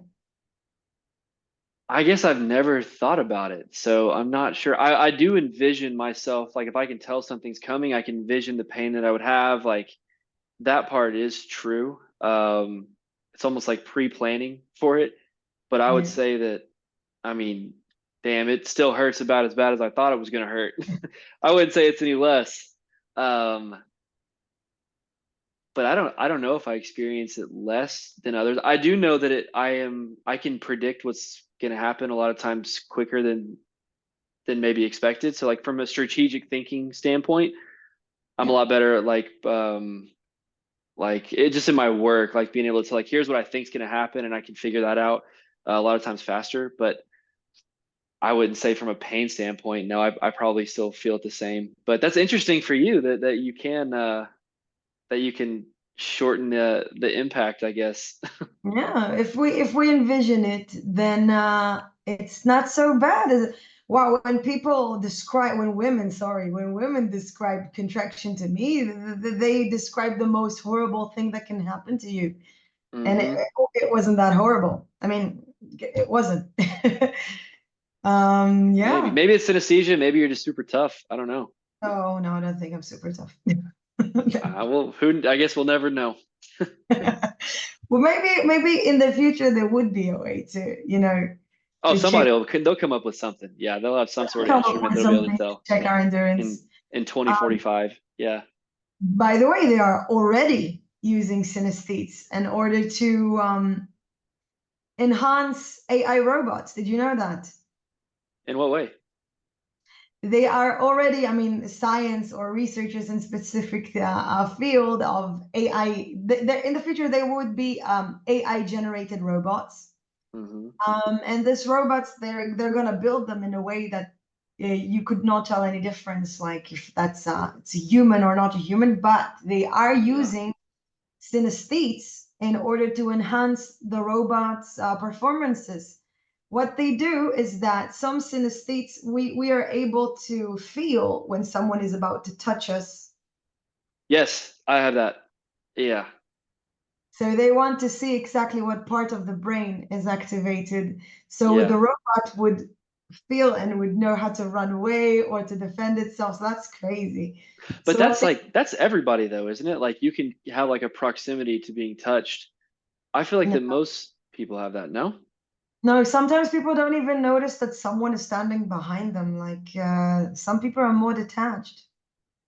Because I can always feel if somebody's like behind me or like if somebody's looking at me, I can always tell, even if Yeah. they're back there, like I'll feel them and I'll look back and they'll be looking at me. So I just figured that was a normal human being thing. I Cool. want I want to ask another thing. How is your um visual perceptive Hmm. as a synesthete? Yeah. Like right now I was talking to you and I'm looking at your room settings and I could see the reflection of the light on the ceiling from the drape. Yeah. But and I could see that a car was passing and then it would like just swoosh away. As a synesthete, even though I am miles away and communicating with you via this Zoom session meeting, Uh-huh. I need to envision in my head the outside of your house and the car that crosses Yeah. the roads to create that shadowing above your head. This is like Yeah. visual perceptive dimensional synesthesia? Is this something Okay. that you also experience? Like if you hear a Yeah. sound, you're like, what was that? And then you need to perfectly envision it. Where You did it create the come movie in your head. Yeah. Yeah. So I would say the imagery, I definitely have that portion, but mind is where people talk about the mind's eye. So I've got my from? eyes, and then it's almost as if there's like a layer or a film right here. And then I can see behind that film everything that the synesthesia has for me. But I know that like the distance is from like my mental eye to the mind's eye, like I can tell that it's not real. So when I look out, it's like I know that there's nothing there, but whatever the mind's eye is, that's like it's like a projection, Yeah. as if it was like a film right in front of my eyeball. That's where I can see like, okay, when I was driving down the road and I saw like the sky changing colors and pulsing, and I can feel like the lights getting brighter and like I can feel the lights pulsing at me. Or like when the ground looks like it's like moving a little bit while I'm listening to music, that all comes from that mind's eye projection, I guess. And then of course, like if I hear a noise, like if I hear a car pop, then I'll picture like, okay, if I'm in the car and I'm driving and the car pops, I look back and I hear it boom. It's like, how would I be in that situation? And then it's like, well, what if it was a gun? And it's like, okay, well, imagine if I'm in this guy's house and then the thing goes off and then there's like a gunshot and I look out, what would I be seeing? And then it's like, okay, and then it trails me back to like, I don't know, let's say I'm shooting a gun out in the middle of the woods or I'm driving a car out somewhere. Like I just started kind of go down that trail. And I don't really know if that's synesthesia or not. That might be just distracted thinking, but that happens. And then a lot of times, like if I'm out there, like if a car goes off and I'm like, oh, what if it was a gun? I'm out, and then I'm out in a field shooting a gun. I picture all the colors coming out of like the gun, and then like the sky's a different color, and what am I shooting at? That's a certain color, and it takes me down this huge rabbit hole of like I don't know, imagery that's not real, and then thoughts that I have in different colors and shapes and numbers and letters. So I would say that that does happen, um, That's crazy. pretty frequently, pretty frequently. And I have to Yeah. pull myself back out of it. It's the thing with synesthesia. It's like it's reluctant. I don't want to think Yeah, about this, but it's just like a it pulls you in and then it keeps you there for a while, and then you have to pull yourself back out. Yeah, so I do have that. So I don't know if that's another type that I've got, but it's definitely it's like it's this. It's an envisioning hmm of your surrounding, what goes on, what was that, what could it be? It's yeah, not being like super and highly alerted for no reason. It's not from a trauma. It's just the synesthesia that once it's like our brain hmm is like, I don't know why, I think like my brain and our brain is like AI. What was that sound? Ask an AI. yeah, Please describe this sound to me. And this is what it does. This sound could have been a gunshot. If it was, then it would be this way. yeah. It's almost like you say, what could have all the possibilities been from that? And then you just like cycle through what you think everything could have been. There is one part that I have noticed at work that I think synesthesia helps me a lot. So I'm in sales. It's kind of like sales and finance a little bit, but mainly on the sales side. And I get complimented from my upper leadership for like, hey, you are very naturally curious. Like everything that you do is based out of some sort of like, what is this? What is that? Natural curiosity. And I attribute that back to the fact that synesthesia makes me consider like, well, where did that come from? Why am I thinking that? What chord would that have been? Why is the fridge humming in this certain key? Why could this car that had a random pop also be a gunshot, also be this, also be that? Like your brain never stops and you're constantly curious from it, which now that I'm in the position that I'm in, it has now become a compliment. Like, wow, not a lot of people are as curious as you. Like that's a positive trait.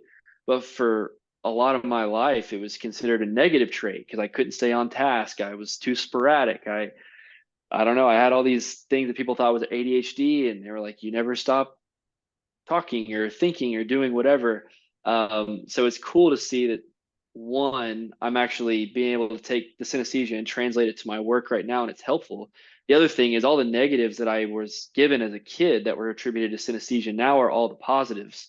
So being able to see that flip, I think both of those are pretty cool. And I think about that quite a bit. Amazing. Yeah, it's all about this, Yeah. taking our synesthesia and manifesting it.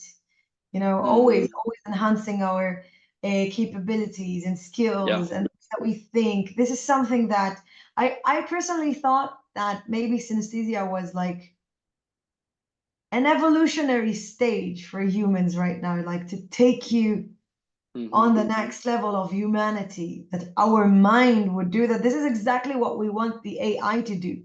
I mean, Yeah. nobody wants the AI like there's AI for nature. You can only ask it questions about nature. And there's AI for, I don't know, psychology. You can only ask it. No, we want our AI to be able to answer Yeah. everything. We want our AI to be able, like the human brain, but not many people can do that. Yeah. I actually have And a question. I have a question for you. Um, because with me, I have certain letters and numbers that are always the same color, no matter what. Like A is always red, B is always purple, C is always blue, the number zero is always white, the letter O is always white. And then there's some letters and numbers that change depending on the scenario that I'm in, or like the orientation or sequence of numbers or words. Do you have that yourself, or have you heard of anybody say that, or is it always the same? I don't really know.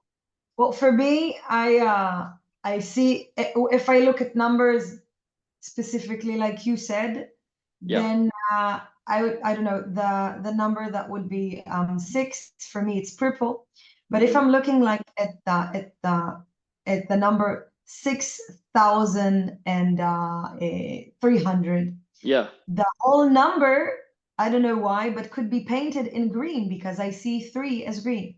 Hmm. Um, but if I look at the number 612, then I would see it as pink because 2 Okay. is pink.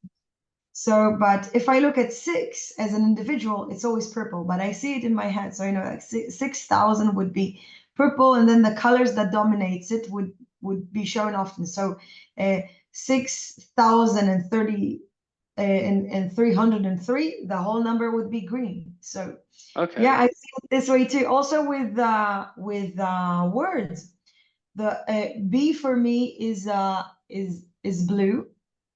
But the word Hmm. blue is red because of the L and U and E that I see there. I don't know why. It's red. I see blue, I see red. Um, so Interesting. Okay. yeah, so the combination of numbers, sometimes a number that the color is much more prominent to me would paint the whole Yeah. number in accordance. Yeah. I wanted to ask you something that I think I would ask everyone because, the hearing sound for me, synesthesia is super strong. What type of music do you hate the most? Current pop music, whatever's on the radio, it is it's disgusting. to me. Disgusting. I also don't really like the screamo heavy metal, but I can still see value in like the quality of music. No, Like they still play good quality music. Their vocalists but are the really good. It's screaming just not has my nothing to style. do with it's just too repetitive with Yeah, the it's ru- just like the sound of music. It's not my favorite, but like anything that's just on the radio, that's three basic chords, that's like Ugh. whatever is popular in like the modern culture, it to me feels like a disgusting feeling because it's like there's so much potential with this song that you could have created whatever color or coordination or pattern or number like that you can attach to this, and for you to just do what everybody else has done so that you can make money. Like the correlation between like money and music sometimes frustrating to me too, because it's like you're only doing this for money. You're not doing this for passion, and I can feel it in the music that you're playing. And to me, I don't like it at all because it's I don't it's like it either. disingenuous is what it feels like. It's not. It doesn't come from a passionate place. It comes from I need to make money or I want to get famous or whatever. And a lot of the people that you hear that are the most impressive with musical quality or like probably have synesthesia and are making music, like even Tom Misch and these guys, like they're not wildly famous number one artists on the charts. And it's because I think that they're playing high quality, colorful music as opposed to just chasing what works for the pop algorithm or whatever. Totally, like Tommy should get much more recognition. And I Yes. don't think I like his. You wouldn't find his genre as main on my playlist. I personally really love rock music, Yeah. like old school rock music and classical music. But Tom Misch is amazing. I don't know how to explain it. His music is just beautiful. It's music is mathematics at the end of the Yeah. day. And he builds it mathematically so beautiful in a way like that I can see it. It's perfect. It's a work of art. But If it I could, comes from a place of like intimacy also, and you can feel in the music that it's not always perfectly on beat, like it's not always perfectly on time, but the core of the song is it's very structurally like impressive. And like you have Yusuf Days playing the drums, and like the way that he can give a space of perfect time but also allow you to lag before or in front of the sound, like that to me is beautiful in itself. And then the chord progressions they have and the way that they have breaks in his music or their music, and like the way that he performs live the same as he does on the studio, and like the coordination of, in my mind, the colors that he's playing and following, it's as if he's like walking into a room and then a color pops up and he's playing like towards it, and then another one pops up and he's going there, where it's not, it's already set.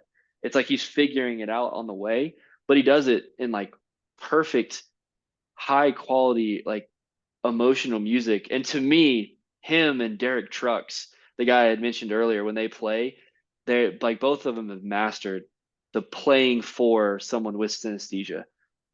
wow. Wow. Yes, yes. You described it so beautifully because I know Tom Misch really, he's really gifted. Like he's Very like good. he's a really talented musician. He's very professional. Like he plays a lot of instruments and he's doing a lot of live session and improvising and Yeah. you can see that he has really good musical educational background. But it's like you said, it's like he sees colors and then he plays that It color. feel it's what it feels like. Yeah. It There's feels there's like there's one more. Um, if you're familiar with the band, I think it's Khruangbin, Chraungbin. Khruangbin. They're out of Austin, Texas. It's a three-person band, but if you have not heard of them, I would immediately go and listen to their stuff because they do the same thing. They really don't have many vocals. They have a amazing pocket drummer who just plays the same thing and he keeps a great consistent rhythm. And then they've got a bass player. It's this lady, and she's extremely good on like keeping good quality bass, getting good fills. But the main guitarist, it seems like he emulates a singer, but through the guitar. So you can tell he's way better than he plays. Like he can do way more than he can play, but he keeps that restraint, which I think restraint is really important when you're making good quality music. Like don't play all the notes you know, play the ones that are necessary and important to the song. And yeah. the guy, I don't know his name. They wear wigs, these like big old black wigs. But whoever the guitar player is for Khruangbin, he is incredible. And Tom Misch and Derek Trucks, like they all have a similar sound of trying to vocalize as much as possible, but also it just seems like they all have synesthesia, or they in some form are chasing the music as opposed to just like playing it. And to me, I think that that is very interesting as a guitar player because I can relate to that feeling of like, I don't want to know what's going on. I want to figure it out as I'm going. And that's what these people seem like what they're doing. Amazing. Wow, I'm gonna totally check them out. Yeah, We they're need so you. good. We need you. I think we need you to share with us your music and Okay. that playlist on Spotify. I want to be shared into that. Yeah, I'll send it over to you. I might be able to send it over text. I don't have your number right now, but I could probably send it over the Facebook link that we talked over. But both of those playlists, I can't listen to them very often. My Synesthesia playlist and specifically my Krangbin Tom Misch playlist, because I have to be in a safe place to sit down and listen to it, or I'll lock up. But those are some of my most valued ones on my Wow. phone. I'm very particular about making sure that those two are always on my phone. They're downloaded, saved, so if I'm on a plane, I can listen to them, but I need access to them when the feeling hits. When the feeling hits, that's exactly when the feeling hits. Yeah. So, Dylan, how have you enjoyed our podcast so far? Is there anything else that you would like to to to, to share with us? As No, I like loved it. Yeah, in it's it's very nice to be able to have somebody who asks good questions like you. Some of these I've never been asked questions like this before. So that's amazing. Also being able to just to say like, here's how I feel on a day-to-day basis, and here's what I see, and here's the emotions that I evoke. Like it's difficult in my world of sales, finance, business. Like not a lot of people think like that. So it's relaxing to say all this. And I know when we're done, I'm gonna have so much energy and I'll be out running errands and doing house chores or whatever, just feeling all happy that I get to talk about it. But wow, I did have my last question for you was yeah. at the very start of the podcast, I had asked you to dive in a little bit more about your experience with synesthesia. I can't remember specifically what you had said, but you had something interesting that I don't know if you do remember whenever at the start of the podcast I had asked, like, I'm going to ask you more questions about this. It was, Ooh, I think if it was because that I can taste people. yes, that one. What, tell me more about that. First of all, I wanted to say how just nice it is to talk to someone that experienced life the same way that I am. I mean, wow. Yeah. It seemed like pretty much the same way that you discovered synesthesia and you experienced synesthesia is a lot similar to the way that I have. Another synesthesia that I have is that I can taste voices and I can taste words too, because words and seeing them float around me the same way that you just defined it earlier with the tiny projector like a movie, exactly where Hmm. it's located. This is how I see words fly around me. And Yeah. I can taste words. Sometimes I don't like reading. There's books that I read and I can finish them like in a couple of hours. And there's books that I read and I'm like, no, no, no, no, no way. I'm not gonna be able to finish this book ever because the writer, the author is so I want to say boring, but it's not boring. They're just tasteless. I really need to stimulate my brain with tasting Hmm. the right words. So yeah, I would also my mouth, my tongue is activated sometimes when I hear specific voices. Some voices, Tom Misch voice. Wow, it's like I got to know him from a live session that's called Colors on a Hmm. channel on YouTube. It's called I really love it. I mean the aesthetics. It's Yeah. synesthesia. It's Yeah, beautiful. it is. 100%. And he sang a cover to a song by I think the Patrick one, A Man Like You. He covered that song, and he keeps repeating the first lines of that song, and that's it. He just repeats the first five lines of that song, but his voice is so delicious, and the way that he plays music too. I was like, whoa, whoa, whoa! I need to Wow. check out this guy. I want to hear everything that he ever played. Like, yeah, I don't know. I taste people voices. It's like I can also see it, but I can also taste it. Sometimes people that I talk to, I really enjoy listening to them because their voice is delicious. And sometimes people that I talk to, their voice is disgusting. Really? and I don't want to Kick talk him to off the them. podcast. Yeah, kick him off the podcast. Yeah, some people I don't like their voices, and it's not nice for me to say like, listen, I don't want to talk to you because I hate your voice. Yeah. It's a horrible It's, color, and it has a horrible texture. Don't send me a recording. Text message me. Sometimes people I will hang up on the phone on them because I like text me instead. yeah. It's not up to a point where I would feel like I need to throw up. Some synesthetes Wow. feel like they need to throw up. They cannot have this conversation with you anymore. That's so intense. Yeah, but another thing that is quite interesting, and I do hope that I'll be able to get on the podcast these type of synesthetes. I can smell colors. I've heard those. Yeah. I smell colors. This is why it's extremely crucial for me to smell good and to match my outfit to the color that I'm spraying on myself. So sometimes if I'm wearing this, if I'm wearing other things, I have a collection of perfumes and I always spray the right color on me. And and yes, I've recently read an article about how in the perfumery world, the fragrance world, there's also a lot of synesthetes involved in composing scents, and they also are creating the colors of the liquids and the bottles, and they also do it like in the same method, like more floral kinds would look Yeah. pinky, more with orchids or lavender, then you have like a more of a deep purple color for the bottle. Uh-huh. But yeah, sometimes it's difficult for me not to smell other people, so this is something that I smell people. I don't know. I just my scent is probably so heightened, is Yeah. that I smell people and I need to smell. I need to smell good, and I always spray. I take in my bag like two or three perfumes for every situation. If I want to start feeling like cheerful, even if I don't want to be hungry, like sometimes Mm-hmm. during a traditional fasting that we have, I smell something and wow, it feels like I just ate a whole cake because Really? yeah, smell affects me this way. It's just, I see it. Okay, going back to the colors, how do you feel whenever artists get their album cover colors wrong?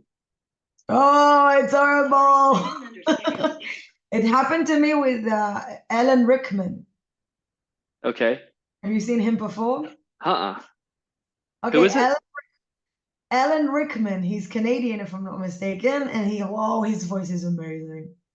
He has like a really good voice, like a really delicious voice. For me, music, it's not just seeing it, it's also Hmm. tasting it with with my tongue, or I don't know how to Yeah. say it.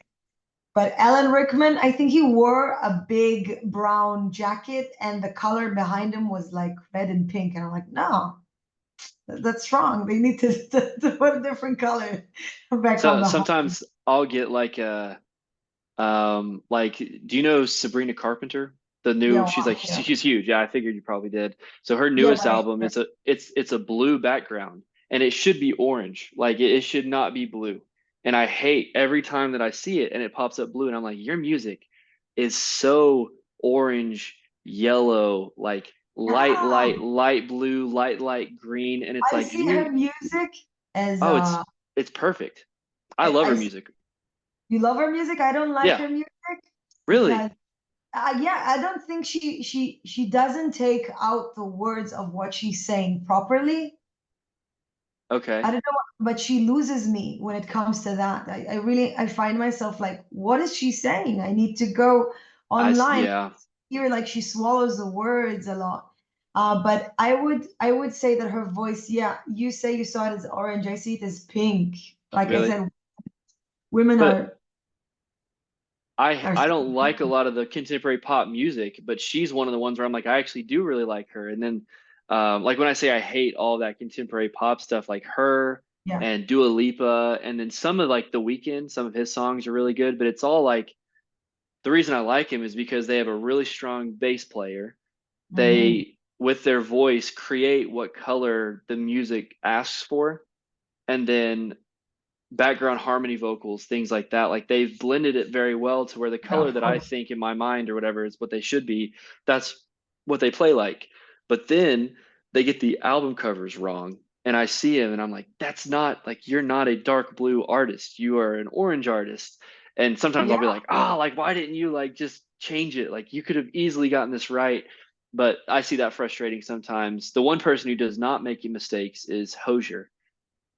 If Oh, you I ever love listen to him, every one of his album covers, like, they are the exact color of what he sounds that like. colors. Yeah. So for Exactly. him, he How I nailed see it his every time. voice.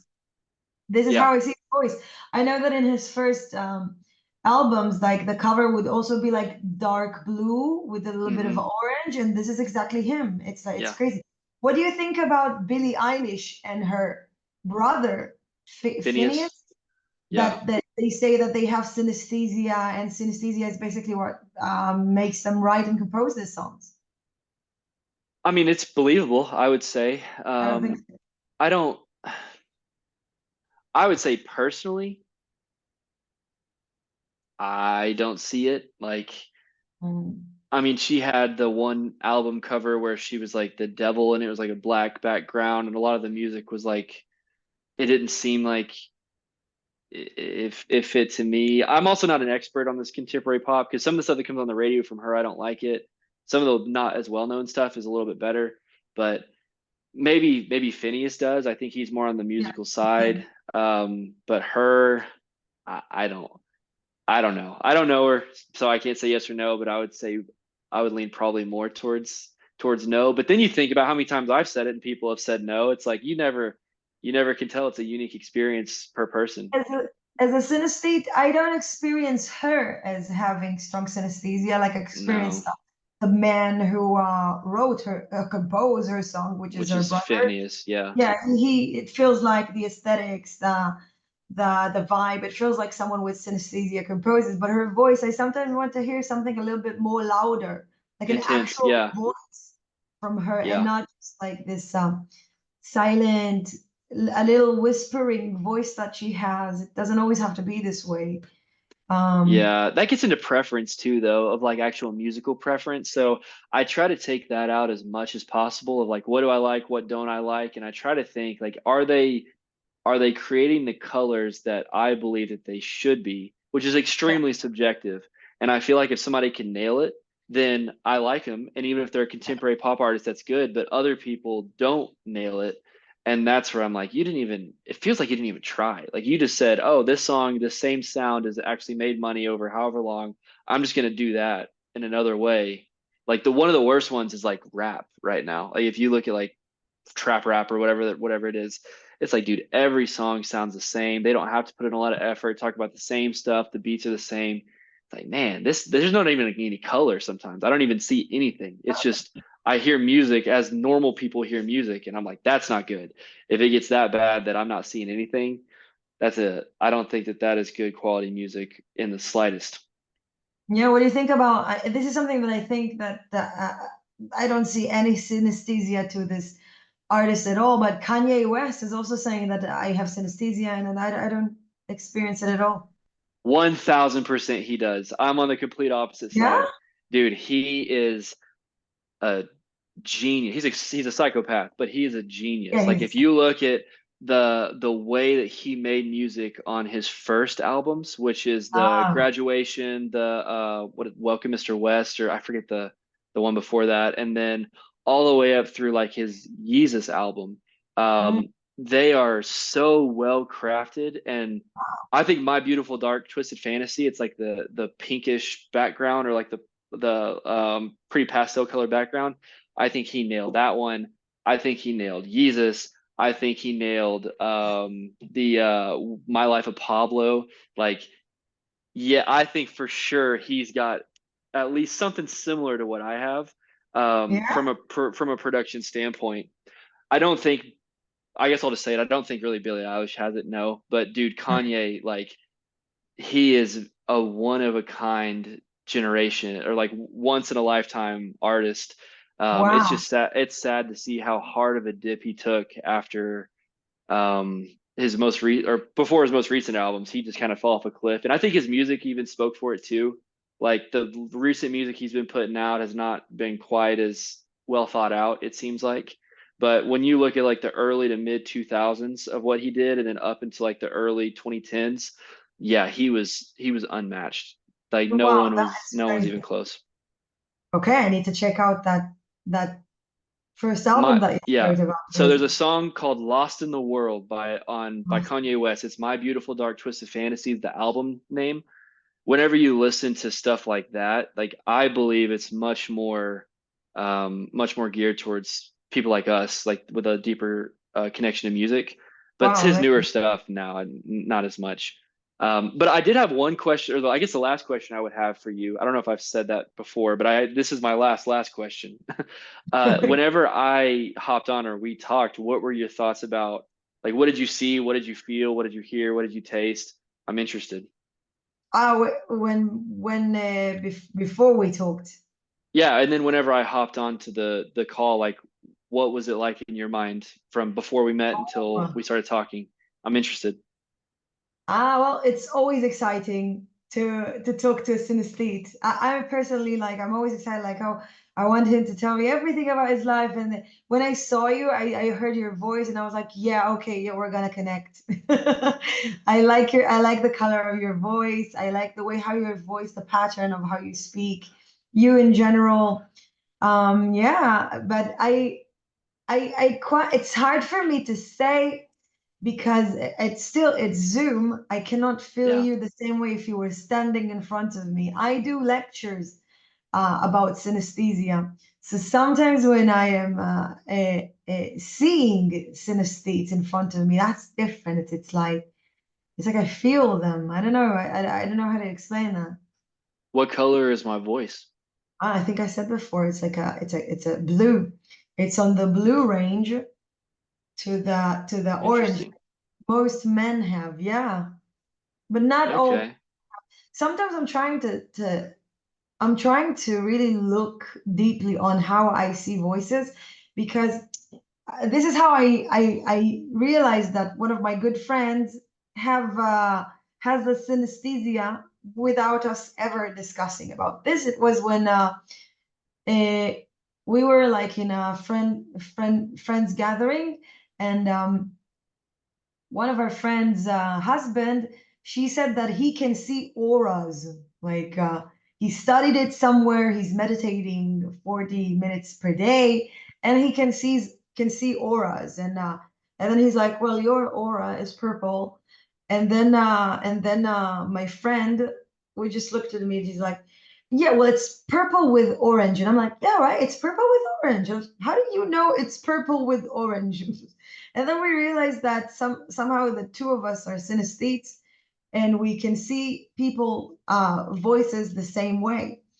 But the thing is that Interesting. I wonder, sometimes I'm seeing people with horrible voices and they end up also being horrible people. There's a Yeah, correlation. yeah, I'm not trying to be, like, ew, I hate your voice, you're disgusting, but there's Yeah. something mental about this person being disgusting. And if I would hear your voice and I would be like, no, then I would tell you like, oh yeah, I don't think I can have this conversation with you right now. It wouldn't be, this lovely chat that we have with a nice flow and harmonious, just like the way we like our music. Uh-huh. Um, and I'm That's trying to, funny. I can't imagine if I would have got on, you said, listen, this is not gonna work. I gotta yeah, go. I think a synesthete should understand that and not be offended. Yeah. Uh-huh. I've just never They had should anybody, really never do, heard somebody say it out loud. yeah, they should do like a really mental work on, wait, why am I being, Yeah. You need to go transferred? work on yourself. Yeah, but I wonder if it's something, really, I don't know how people can see auras without, I wouldn't consider myself that I see aura. Like I don't see someone's aura. They talk and I see their voices. It's not something Yeah. spiritual. It's something that's a given. I've never Yeah. had to work on this. I don't have I don't have that as much. Like I don't see the auras or the ring, I guess, around the people. But I have heard a lot of people say that, and I've always wondered if it was true or not. But if it's a form of synesthesia, then I would agree. Yeah, I think so. I think it's a form Great. of synesthesia. synesthesia, but I find it to be fascinating that Yeah. how people that are not synesthetes, what Hmm. happens in their brain slowly when they decide like, I want to see auras from now on, so I need to do meditation, I need to do that, maybe I need to take this Yeah. vitamins or this, other supplements that does things to your brain. This is what would fascinate me to explore. But as a synesthete, Hmm. I don't see auras, I just see the voices of how people speak. Well, this is completely my opinion, full disclaimer, but I think a lot of more people have it than we know of because for me, I just thought it was normal. Like it was kind of weird that nobody understood, but it didn't seem like it was anything super different up until a certain age. And then I was like, yeah, something's off here. Like I'm seeing things that other people aren't. But I can imagine that people probably just don't really mention or don't notice it. And then as looking in reflection are like, oh yeah, I actually do see this color or this person or this and that. And then if they really focus on it, then it's like, oh, this makes sense for maybe I do have synesthesia or not. And if you look at, like I said, fully my opinion, but if you look at just how humanity is organized, you've got men that a lot of times suppress emotions a lot more and are not quite as open as women, not more as emotionally available, not more as emotionally attached. And a lot of synesthesia blends over into your emotions, if not directly correlating to your day-to-day emotions. So if you push down emotions as much as possible through your parents or trauma or whatever, you probably will see less results in your synesthesia and the way that you convey the world, which then will lead to more confusion because your brain is trying to do something that you're pushing down. So I would say like 2 to 4% of people have it. I believe it's probably a lot more, but you've got men who really don't want to open up quite as much with fear of weakness or whatever else, or weren't ever trained to do that. And then the stigma behind it, the fear of thinking people you're crazy. Because I mean, people very easily could be like, get on meds, put you in a mental institution. Like some of the stuff you're saying is psychotic. And if it builds up pretty significantly, like while I was driving on the road and had a pretty bad situation, if it got like worse than that at certain points, then maybe there's hospitalization, there's all kinds of stuff. So there's a whole reason for why people don't say stuff about synesthesia. Yeah. So I would say maybe even 15, maybe even 20%, who knows, maybe more, but people just don't want to admit it or they push it down so much that they don't know. The thing about synesthesia is that I think we are not, I don't think, but I think there's actual like research or article about it that I read. Like we are all born with synesthesia. It's the sixth sense that we have. Hmm. Um, but for synesthetes, it's like their brain is doing something that is radical. It's like it's on the extreme of Yeah. experiencing this. That's what makes it synesthesia when it's exaggerated. Um, and yeah, and the thing is that is also with how we describe our inner voice. If some people don't Hmm. have an inner voice, by the way, I know, which I've heard about that. That is crazy. How would you crazy. not? I don't know. But the thing is that if from a young age we would be able to express that inner voice without being judged or looked upon as weird, Yeah. then of course synesthesia would have been discovered ages ago. Hmm. Um, but the whole system, I think the whole system of music, by the way, is built by synesthetes. Because when you teach music to kids, you how do you do it? You use colors to do Yeah. it. Use colors. Or So geometrical shapes or numbers or letters. Like that's how you teach a kid, and you generally correlate a letter with a number or a letter with a color. And like it's like the building block of learning. And then as yeah, people get older, it either gets suppressed or lost. But maybe for us, it becomes more amplified. I don't know the reasoning behind why, amplified. but It's definitely yeah. amplified. That's what makes us different. And I Hmm. think the discovery from a very young age is crucial. Of course, when you will have children, then you would be able to pick it up um, in them and help them develop their skill, whether it would be in music, whether it would be in Yeah. math, or tasting things like synesthetes or smelling things. I mean, there's so many fields out there that synesthetes that just dominates those fields, whether it's art, music, math, Hmm. physics.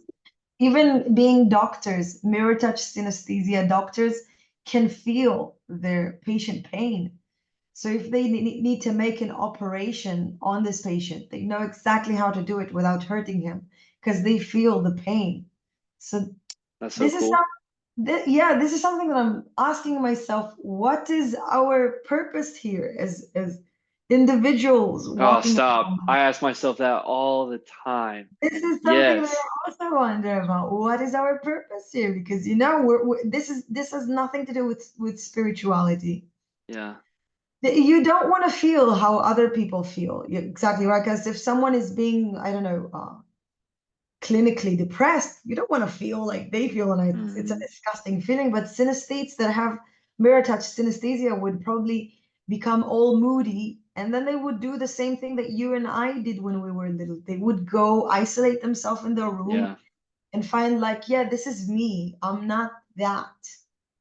So for mirror touch synesthetes, I think it's very crucial that they understand from a very young age that they can feel others, and don't be mistaken that what they feel from others is their own emotions, but they can Hmm. help others be released from that pain, become released from that anxiety they have. Yeah. And and that is this is, I know this is not something that you could just go to the doctor and tell them, well, usually I feel fine, but today I felt like that. I talked to this person and I was depressed, and then I talked to, but now I feel all better. Yeah. The It doctors seems don't like have anything to offer to you other than, like you said, go check yourself mentally. put you on a medication. I know. It Meditation. just it seems like now just kind of thinking about it out loud, like synesthesia is really just a form of a constant release. Like it doesn't really come inside of you at all. It's all like exiting, which I'm not really sure why that is, but everything that like if I get pent up, it's because I need to like let out the emotions that I've got or the colors of the feelings, but it's all like it's like exiting. It's like a consistent release of uh of emotions of something. So I Nothing. don't know why that is either. It's not even as much of an experience. It's just like almost it just builds up and you just have to get rid of it. Yeah, I feel it too. Hmm. I feel like it comes into me and then it's out Yeah. from people. Like, yeah, but maybe slowly I will find an answer to this question. What is our purpose here? Because it puzzles me. Very philosophical. It's I very don't know. philosophical. I love philosophy, but it doesn't really seem to help with synesthesia that much. But if you find the answer to that, please let me know. Yeah, I hope so. I hope so. Yeah. Because every synesthete that I meet is like, wow, so many skills, in understanding society and Yeah. understanding human beings and taking care of whether it's even through music, soothing the soul. Hmm. It's something very, I think there's something very therapeutic in every synesthete that I met. They have this therapeutic outlook on life. They know how to appreciate music properly, how to look at art, like Hmm. you said, and yeah, it's just beautiful to know that maybe I think there's definitely more than 2 to 4% of us out Yeah, there. it's gotta be. It has to be. But I wonder how come, maybe it's because it's okay to share now and Hmm. to be not not looked as insane or crazy during these times. Because I don't know, if we would tell people 1,000 years ago that we can see music with colors and this is why I can play any instrument by hearing, they would be Yeah. like, oh, for me, they would say, okay, you're a witch. And Oh to you, yeah. like, oh, wait, you can speak any language from hearing? Yeah, you're a witch. I mean, so there's no way that you have synesthesia or something like that. And for you, I don't know what they would say for men, like they would not consider that you have this neurological syndrome or phenomenon.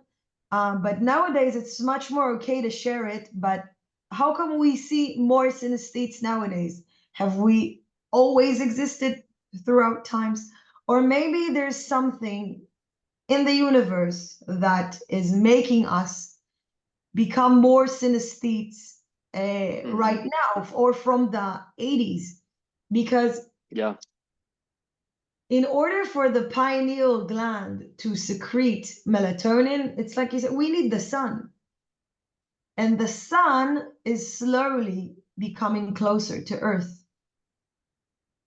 I wonder if being more, this is another research that I'm looking on, because what makes us synesthete is that all our senses are connecting, and we usually become much more empath if we feel others, if we feel music, and we know how to express ourselves. Mm-hmm.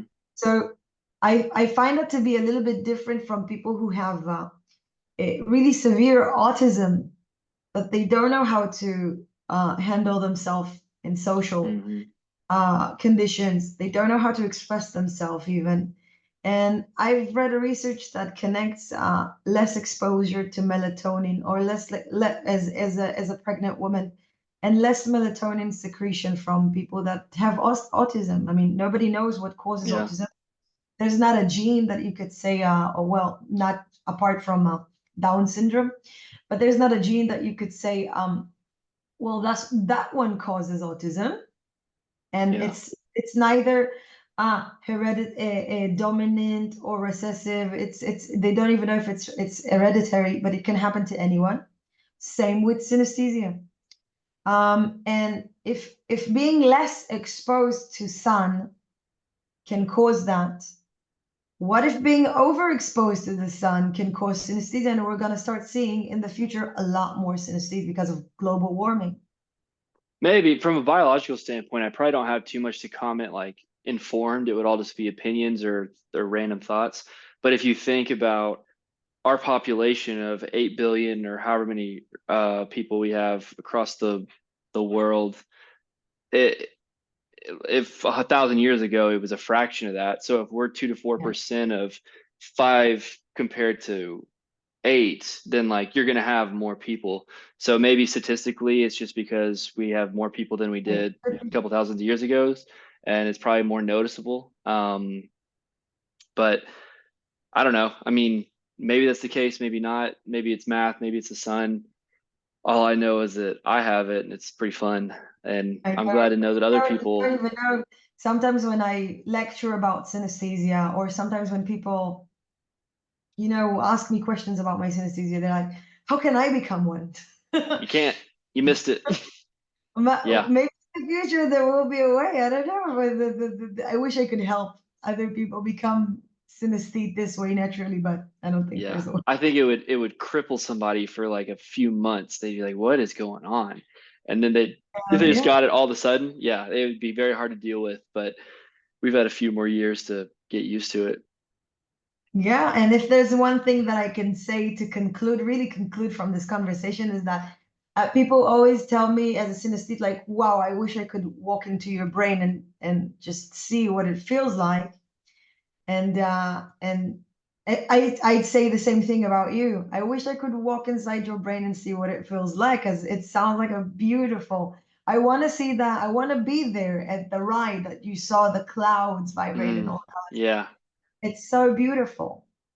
yeah. I Even think it would be cool to be able to taste voices and things like that, and be sometimes able to hear plants, even if they're screaming. It's still interesting to be able to hear those plants. But for me, I would say the same about you also. it's beautiful. I think of the way you described it, it was just so ethereal. It was like something, oh, I want to see it, I want to witness it. And something about thoughts. We Mm, all know that today we know that our brain, it had, brain waves. We spoke a little bit about that. Brain waves. We're always, projecting something around us. yeah. In the way that we feel, if we feel depressed, or if we feel happy, or if we feel a little bit anxious about something. I wonder if, as synesthetes, we pick up on that, because when you describe that beautiful thing, I don't know, I just saw it in my head, and I was like, whoa, I want to experience that too physically. Do you experience thoughts this way too? Sometimes when someone wants to find that word they want to say, or wants to describe something, I feel like people project that image or that word to that little screen you said over there, and I just look at it and I'm like, oh, that's that word. It's Yeah. it's an apple. You're thinking about an apple, and then they tell me, how do you know that? Yes, And I'm like, well, because I have synesthesia and I can see it. And Do you maybe I understand? don't know. It seems like any creative person or somebody who like lives their life with a lot of imagery would probably think the same. So it may be synesthesia, it may not be. But specifically being able to see like a film or a layer of knowing like what's past that is my mind's eye, and what's before that is real life. That's much more of an indication, I feel like, of synesthesia, but it will have the same thing. It's like, oh, I'm trying to search for a word, and you'll see a lot of them populate, and it's almost like it highlights or circles it, and you're like, oh, okay, that's it. There you go. And then that does work. But I don't know. I don't really know where artistic creative imagery stops and synesthesia starts. Maybe I'm not too informed on that, but I have written down quite a bit of the things that you've been saying, and I'm going to go do some research a little bit later to maybe hone my hone my knowledge a little bit. I may have a few more of these on here than I initially thought. Great. And one last thing, I wonder, what would a world where everyone has synesthesia or the world is Yeah. synesthetic would look like? I would say probably 70% less buildings. New Oh, York, California, LA, they would not have high rises. They wouldn't have all the reduction in land for Walmarts and all these places. I feel like economically we'd be way more unstable because it'd be a bunch of artistic people making like, I don't know, like areas that are just dedicated to abstract art, and like there's really no money behind it. It would all be emotion driven as opposed to profit. yeah, I money is think out. We don't need I do that. think technology would have progressed way faster. I think we would have probably a whole century of technology by now, because if you look at some of the most creative people, they're on the front end of technological advances, or, I mean, like Nikola Tesla for like being able to transmit energy, things like that. Like all of these people were highly motivated, ambitious, pushed forward, but held back by financial gain. So Yeah, when that's not the center of the world, I think that um, it would look completely different. I think it'd be cleaner. I think the world would be much, much cleaner. Trash protocol would be a huge deal.